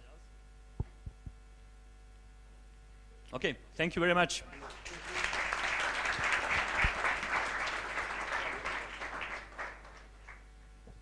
Next one, tip times. And Drew, please use the microphone so we can collect your questions. Can I start? Hi, I'm Ivan. I'm a father of twin girls, and I want to spend all my free time with them. The only thing I want is to find the best place to play with my girls at Friday afternoon. But there is no one-click solution for people like we are to find the available service and pick the best option which fits our calendar. So we want to build open search platform which distributes people needs through time and location. TipTimes is cloud-based open integration platform and API which can be connected to any of existing software solutions for online scheduling and can provide online scheduling with real availability. TipTimes can be used in any of type of industry or work or life, for example, medicine, fitness, recreation, government, professional services, or any other. Our main features are top desired functionalities that we collected from our customers and service providers that we interviewed, and we put some scope of work for the first phase of our project. Our business model is to provide software as a service platform which will be paid monthly for license usage. We want our competition to become our partners. We want to offer them open integration platform and channel manager and try to connect them all. With this, we will put all offline and online scheduling solutions under one hat. And then the customer, the people like we are, like I am, we can choose which one we will use, and we can use more than one and not just only the one of them.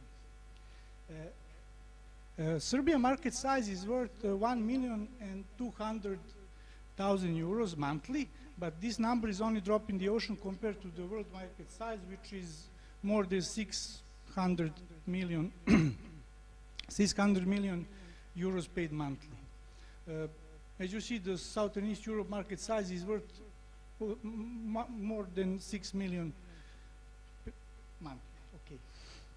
Our traction for next 6 months is very promising, and with a few salesmen we can have almost 500 licenses sold and more than 100,000 appointments. Our goal for next two years is to have more than 20% of Serbia market size and strong regional presence, stable sales and partnership network, and more than 3 million appointments. And I think that we can easily achieve this goal. To make this, we need between 120 and 150,000 euros, and we will use that money to finish our development for sales, marketing, customer acquisition, and regional penetration. This is how we want to spend the money that we can get from investors. And I have more than 10 years of experience in IT industry, and my team is a group of carefully selected individuals and technology geeks, and I think that we are the right choice for anyone to invest in our project and in our team. Thanks.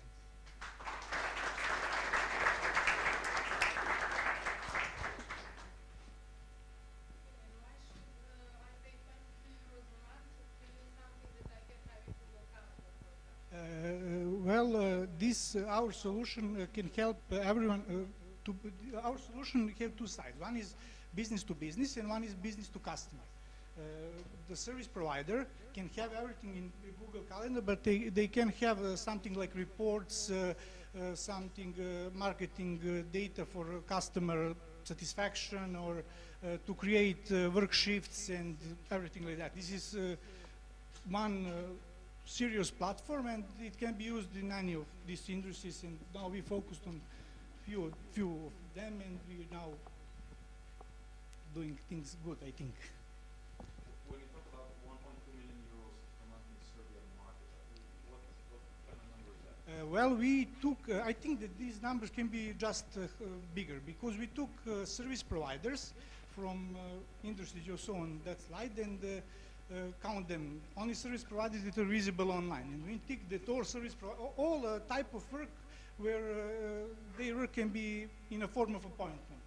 You need to schedule something, to go somewhere, to hairdresser, I don't know, bowling club, dentist, government service, or something like that. So it's actually part of a small In Serbia, 1,200,000 euros monthly. I think it's not. All service providers? Yes, yes, yes. It's all service provider. What? There is? Yes, but this is only, this is the number of offline service providers. Offline, online, sorry. Online, yes. Does any of this exist? Yes, yes, it exists. It's a working product. Yes, it's working product. We have around 10 customers that are in testing phase, and they will start to use our product in production in a few days. I think that's on 1st March. One very big customer will start to use our product, and we have some. We focused on a few industries for now. We want to get data for our solution. We create core part of our solution, and then we try to customize it for specific industry and to have the complete product. And I don't know, in the future to have specific. Is there something like this out there already? There is a solution for offline scheduling. There is a solution for online scheduling. There is a solution, something similar to our product, but our idea is to create channel manager. If you know how, I don't know. But it was just a simple question. Is there something like this out there in the market? Yes. Yes, there is something. That's simple. There is something like this, but not in this form. So. I checked your website and it seems I think you have a couple of dentists and doctors. Yes, we have some dentists, we have some massage, one bowling club that will start to use our product now in Serbia. Service providers want to use offline for now. They just want to put some of their. Yeah, but some of the services, the verticals that I saw is really something that I wouldn't just I wouldn't go to any dentist or someone that you have a relationship with. Yes, yes, yes. Is the right industry? I have only 3 minutes to tell you, but the idea is for dentists to call the regular customers. For example, one dentist have 100 customers, and you need to call your dentist to ask where I can schedule my appointment or something like that. With this, we have a mobile application, online website. You can just check it. You have something we call favorites. You have favorite dentist, favorite hairdresser, favorite, I don't know, massage, favorite bowling club, and you just click, check the time calendar and check. Just one thing, we plan to create integration with Google Calendar, with mobile calendar, with all sorts, because we want to be channel manager.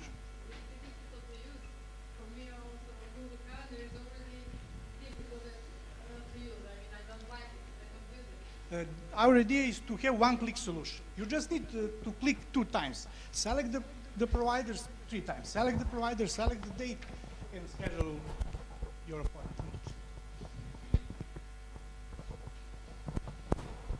What's your greatest challenge in front of you? What's the largest problem that you have in front of you right now? Right now, our largest problem right now in Serbia is to convince customers to put their calendar online, because they all want to use. I don't know. I think that I have a lot of work on, I don't know, Saturday or Sunday. I just want to put Monday, Tuesday, and Friday on my calendar, and that's the problem now, because regular customers like we are, and users want to schedule on Saturday or Sunday. They just put bad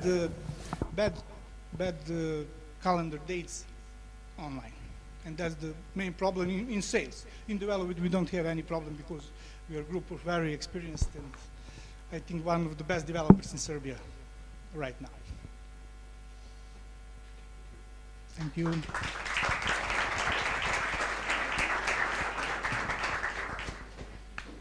And we've got one more.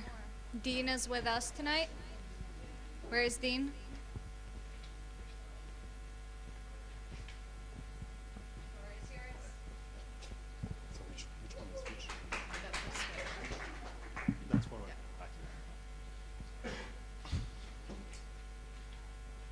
Hey, hi everybody.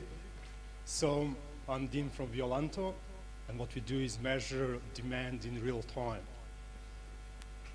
Like e-commerce and online stores are one of the huge, fast-growing industries online.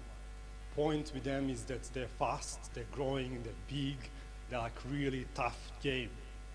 But even that we all buy online and we go online and just more and more spend there, problems stay the same. 97.7 visitors actually never buy. So conversion on online stores is very small. Why? Because actually online stores don't sell you what you want. What they sell you is what they have. So what they're actually selling you is supply, not demand. The difference is that what you want is out there, just they don't want to give you because they have maybe profits in something else, or they maybe don't know what you want. So we build a trend score.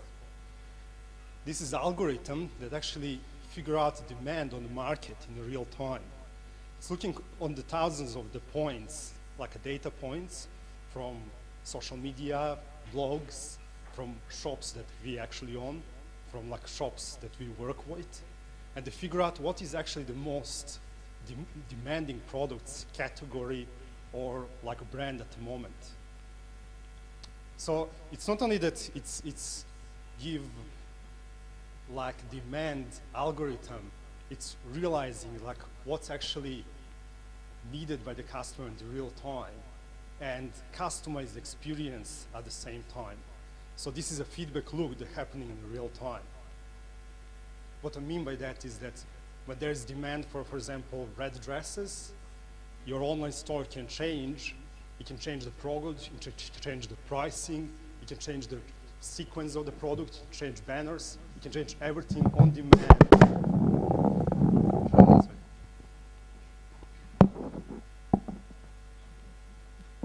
Oh, it's okay. So your online shop that's connected to a transport can change anything, everything is dynamic and everything can change depending on demand by the customer. So that means that we're not only measuring demand, we're actually providing API that's actionable. That means that each online store that's connected to us having high conversion, of course, stickiness, loyalty, repeated sales, it's like positive word of mouth, and of course, like marketing costs are much lower. How it's working? It's all breaking a bit, but so we have our own stores where we get data.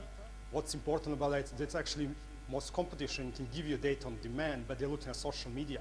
And in social media, what people talk about, not what they buy. What we look is conversion, like not only what people like to talk about. So we have a plugin that's works with the fashion bloggers. So in that sense, fashion bloggers give us actually the information about what's selling out there, but at the same time, they building a sales. We have an e-commerce software add-on that's B2B offering, and also enterprise solution. So it's B2C and B2B offering in the same part. But me that our revenue model is going from our online stores is actually just drop shipping, so it's like a commission sales, so that's our cash flow, because actually this is supposed to be a bootstrap, but split commissions coming from the plugin that's working with bloggers, monthly fee from the e-commerce software, and then performance-based fee for the enterprise solution. That's why our income is diverse and therefore like quite easy to achieve. Like at the moment we actually launched our online store. We currently work with a number of fashion bloggers testing our plugin. And the next step is our B2B offering where we want to work of course with an online store to find out exactly what they need from us and to customize that for enterprise clients. So as I said, the difference between us and our API and what we're doing in demand is that there is a competition out there, but competition actually measure everything real time, and you still have to sit down and figure out how to react on that. Like our actual API allow you to set up how you want your system to react on these changes in the market. So you can say, for example, if, I don't know, something happened on Twitter, I don't really care because Twitter doesn't sell. But if something happened on Instagram, I do sell actually through the Instagram, so I want my products to change in a certain way. It's like that's the major point because actually there is no system at the moment that give you actionable API. There's only like systems that measure.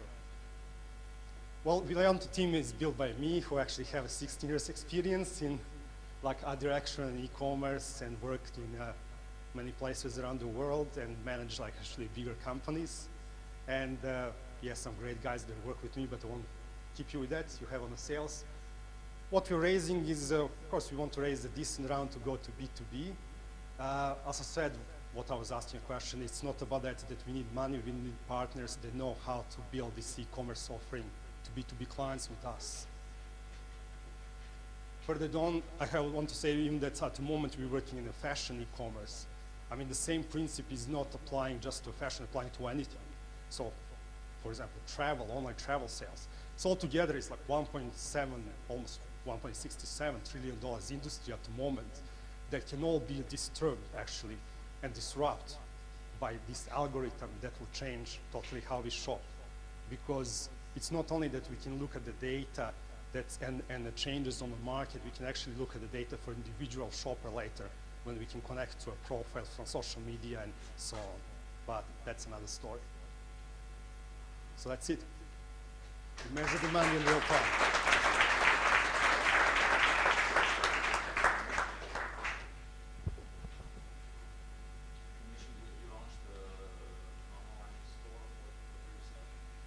Yeah, we're selling a designer fashion because designer fashion is at the moment like it's second by the size of an oven after small electronic goods. Is the second by the size like online, like. Yeah, we're aggregating like the products. We have partners that we use through affiliate networks and similar. And at the moment we have 2.5 million products that we actually sell. About 23,000 brands. So all these like products and all the brands are currently in our store, and actually the whole system working.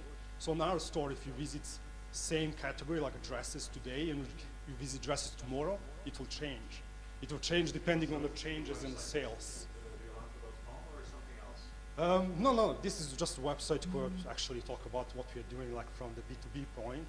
But we have other websites that I actually didn't disclose because I don't have to really. But I can give you later. The online store is No, a different one.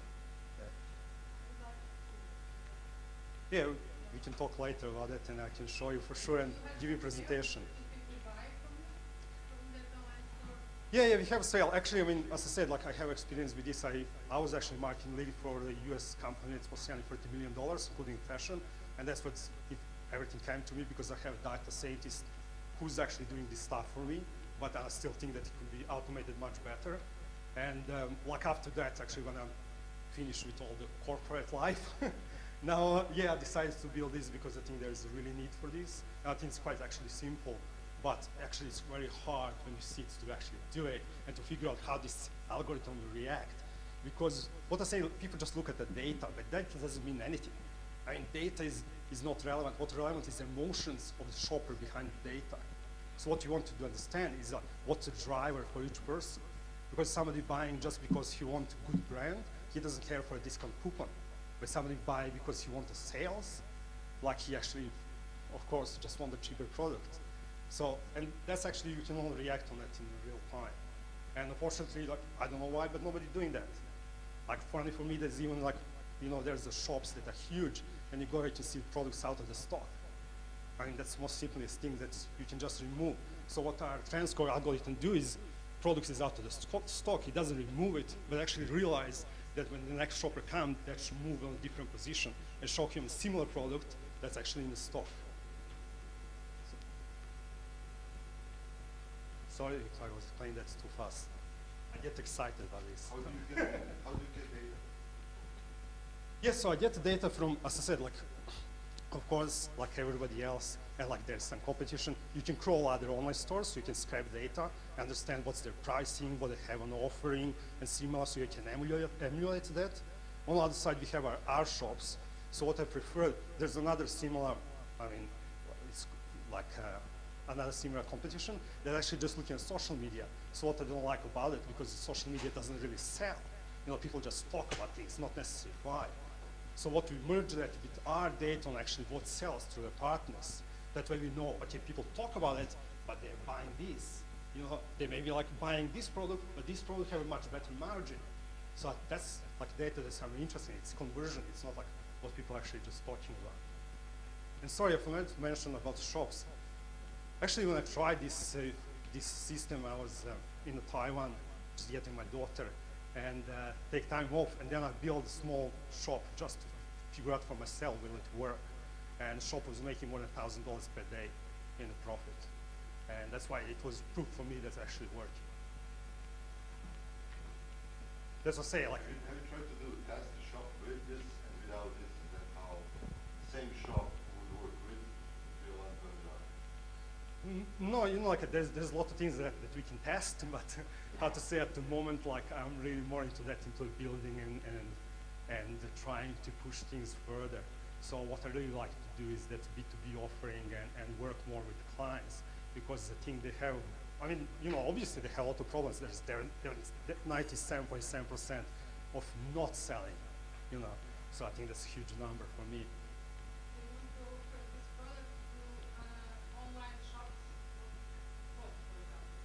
Yeah. Yeah, well, so at the moment we earn commissions, like from the sales, but in the future, for example, if you have your shop on a Shopify, you'll be able to buy our plugin, like on a monthly fee, and that way actually our plugin, you'll be able to set up what's important metrics for you, because obviously your marketing strategy can be different than the other shop that's on the same system. So you can look and say like, okay, I'm selling for the older consumer who are females, I mean they have more money than the younger consumer, they'll buy products that are actually higher margin and cost more. So obviously like through that system you can tailor like solution for your shop. And then enterprise solution is a totally different story where actually you can build it, you know, and we can like tie it up to the client really into the detail. Yeah. I mean for enterprise I think to be a performance. I'm sorry, I have to cut you.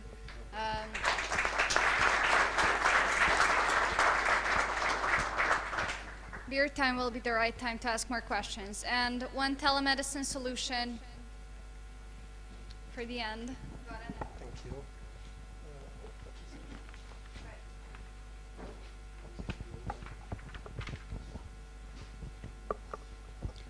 Hi, my name is Goran and I'm CMO of Vismedic. But this is a story about my friend Jovan, the founder of Vismedic.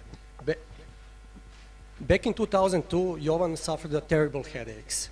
He started visiting doctors, waiting in a very packed waiting rooms, spending a lot of time there, spending more than 1,000 hours in waiting rooms, trying to get his diagnosis. After more than 6 months waiting in those rooms, he got his diagnosis, which was a non-Hodgkin lymphoma, the terminal type of cancer. During his treatment, Jovan met a lot of people with the same illness, and many of them are dead now. Only in Serbia, we have 2,000 of new cases of non-Hodgkin lymphoma every year. Worldwide, this number is much bigger.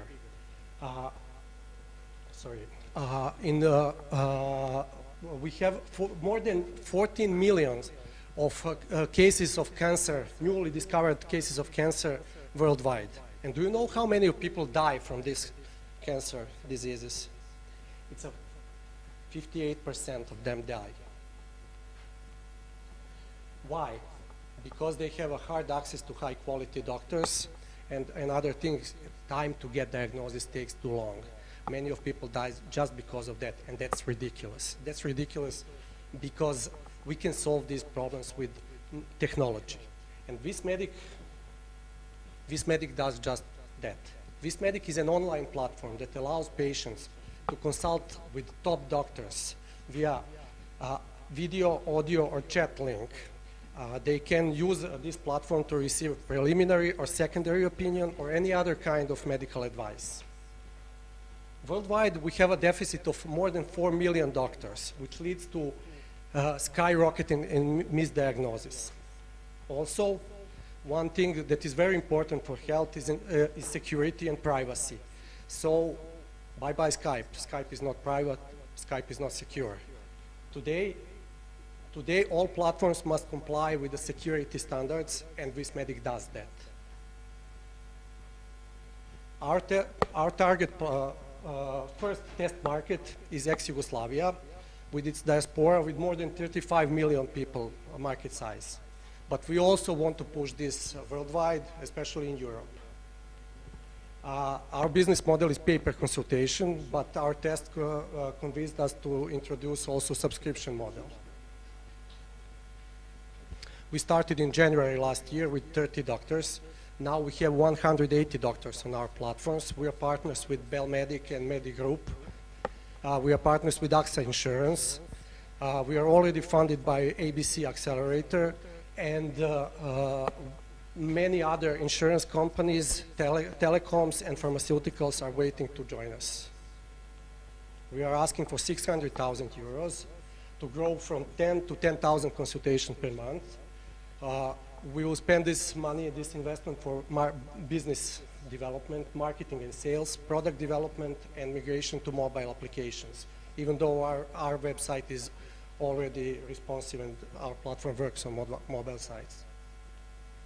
Our team consists of highly qualified professionals from different fields. We have people from VC, we have people from marketing, we have people from development, and so on. But what makes this team very special is that we have a very, very long relationship between us. We are friends for a long time, and also we have a proven track record and 4 exits already combined. And one thing for the end, Vismedic is not about improving lives, Vismedic is about saving lives. Thank you.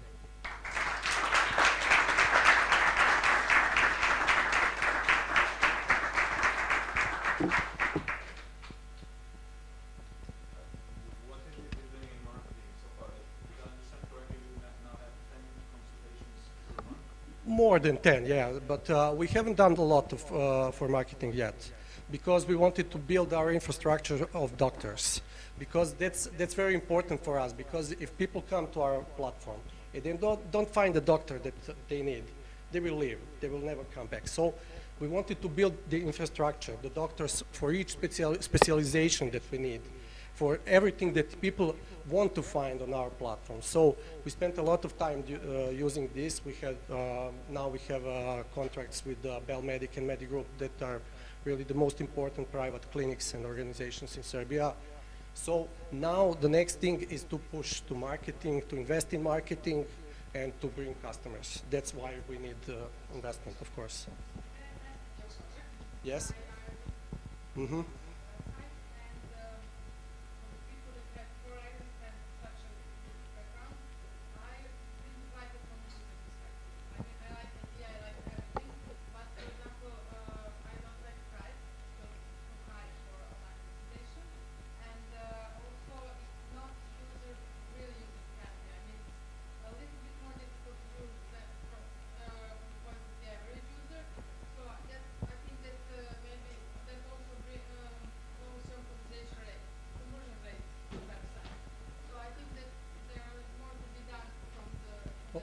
Of course, we are improving our platform, and our new UI will be out within weeks, not months, but weeks.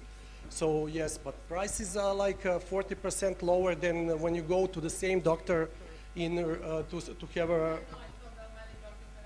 Yes, those are their prices.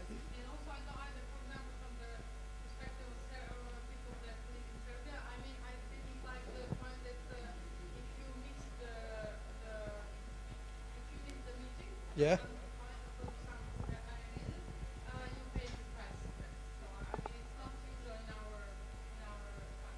Mm-hmm.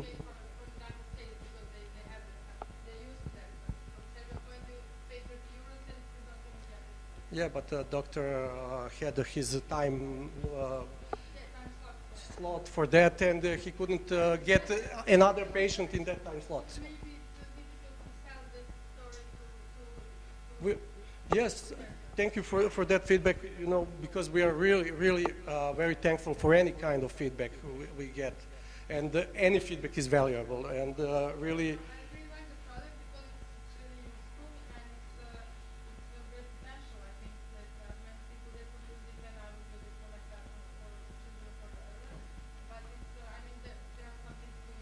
Of course, I said we have a new UI. It is in development. It is in the end of development, actually, and it's not just UI. It's many other things there. So I think it's a matter of weeks now when we will be with new UI.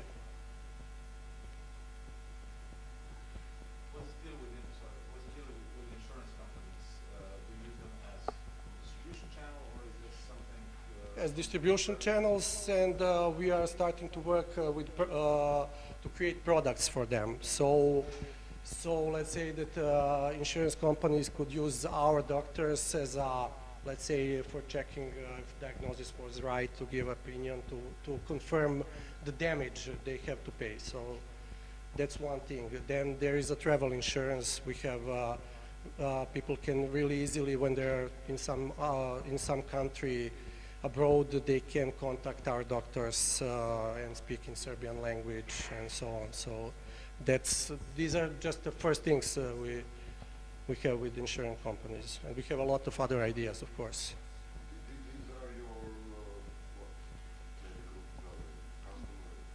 There are partners. There are partners in the sense that Belmedic first seen the potential. No. We have a model. Yes, we have. It's a matter of country, let's say.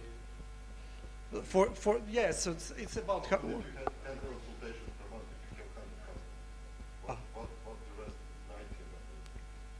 No, it's not 100 per month. It's let's say we haven't invested anything in marketing really. So it's only by word people were talking about, people were seeing something in media and so on. So we really didn't invest in marketing, and we believe that when we invest in marketing and when we start our campaigns together with of course, in United States in 2014, in United States in 2014, only there were 70 million of online consultations. Predictions for 2016 is 160 million. So I believe these numbers are telling everything. And also, it's the same business. Of course. But because there are a lot of things that can push this. First, our partners really think that this is a future, and they are trying to build Why don't they give you some money for it? They give us money on every consultation. We earn money for every consultation. Yes. Not much, really. It's neglectable, really. It's not much. It's thousands of euros, okay, not much. No, not per month. It's in last, let's say, 6 months. We haven't generated any revenue, real revenue. How can you raise 600,000 euros? Because we see a potential, and many others see potentials. Many other markets are asking us to come there. We are starting to work in Slovenian markets. We are already in business of signing contracts with the hospitals in Slovenia. We are in consultation, of course. It is online, let's say from January last year, but it was in a test phase. So we were giving a free consultation during that period in order to improve our user experience and everything else. So we were, until June, we were giving free consultations. So yes. So everything we're doing, it's from, let's say, from June last year. CEO is in Slovenia negotiating. Because we're in Slovenia and we are building our business there also.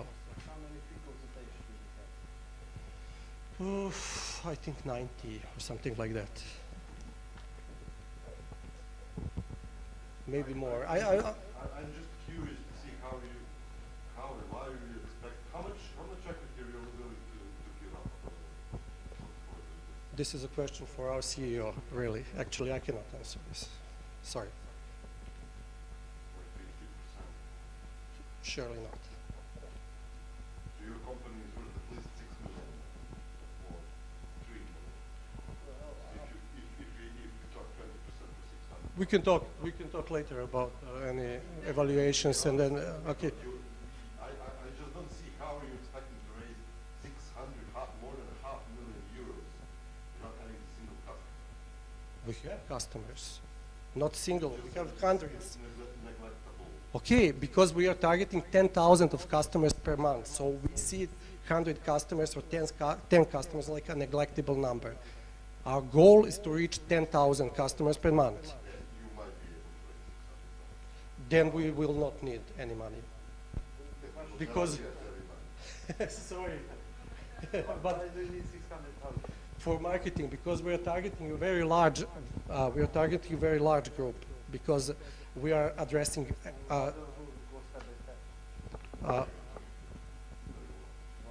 because health is dedicated to everyone, not just to some small group.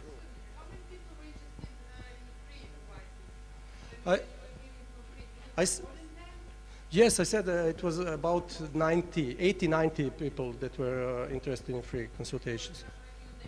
No, in a day. We haven't marketed it at all. So you cannot, because we had to invest money in development and everything else, so we haven't marketed it, so it was like a spread.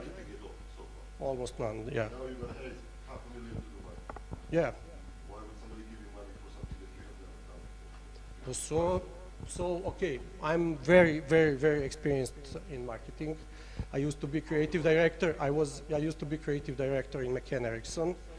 So I have, for a long time, so I have a lot of experience in marketing. Of course, but if you fail with other people's money, you get fired. Sorry, yeah. But I wasn't fired for more than 7 years, yeah. You may be a little bit harsh to you, but you have already raised some money, you have gone through acceleration program, you should know much, you should be able to do much better. That's my totally honest. Okay.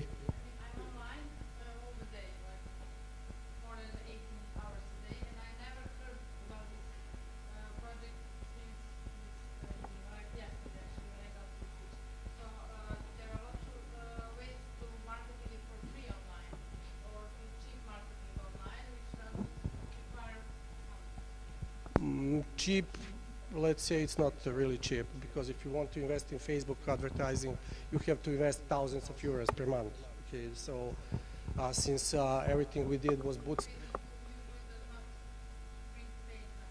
and that's the thing. If you want to invest in Google, it's about 1,000 euro per day. If you want to get something from Google, yeah. We want to invest in many different channels, because we believe this is not only for online, because the conversion from offline channels can be great here also. So we want to invest also in print. We want to invest in outdoor advertising, because outdoor have proven that it works very good with medicine. So these are channels, but of course online is one huge part of it. Yes, of course. For now we have a really good base of doctors. So if we get more doctors, it is okay, yes, of course, but now we want to acquire more customers, really.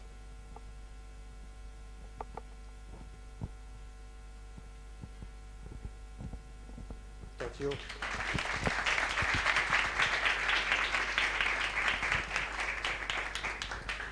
Okay. Thank you all so much. Now I would like to invite the jury to move to the co-working part of our space and to take 5 to 10 minutes to decide on one winning team who will get tickets. The rest of you, the information is that we will stay here to wait for our drinks and the peanuts and wait for the announcement of a winner. Thank you very much. Sa dva preostala člana žirija,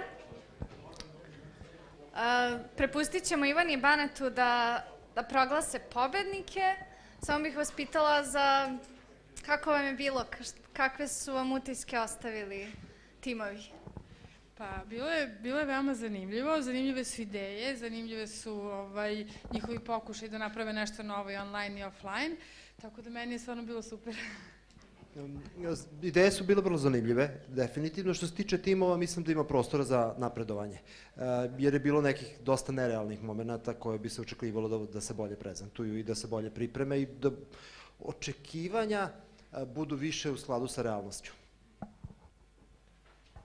Da li je to što se tiče tržišta, finansijskog dela? Da li su tima do tima? Ok, super. Ko od vas želi da bude glas šire? Ne želi, ali pa mi smatramo, znači jednoglasnom odlukom smatramo da je tim AgriShares za nas večeras bio najzanimljiviji i smatramo da oni večeras su kao neka vrsta pobednika, zato što imaju najrealnije, to što je Bane pomenuo, imaju najrealniji biznis model, imaju nešto što može da se primeni, počeli su to da primenjuju i u Srbiji i na drugim mestima, ima naravno mesta za napredak, ali smatramo da taj tim ima najviše šansi da uspe na tržištu.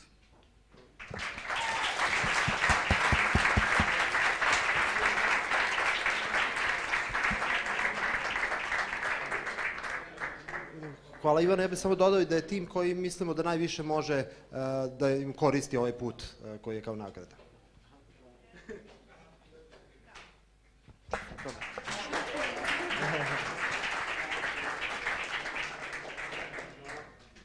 Vi dobijate to jest ne put morate da platite, ali dobijate 2 karte za Pioneers festival.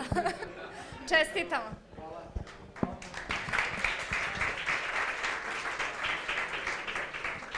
Hvala vam još jednom svima što ste bili. Nadamo se da smo vas ohrabrili da i sami sledeći put predstavite svoje ideje.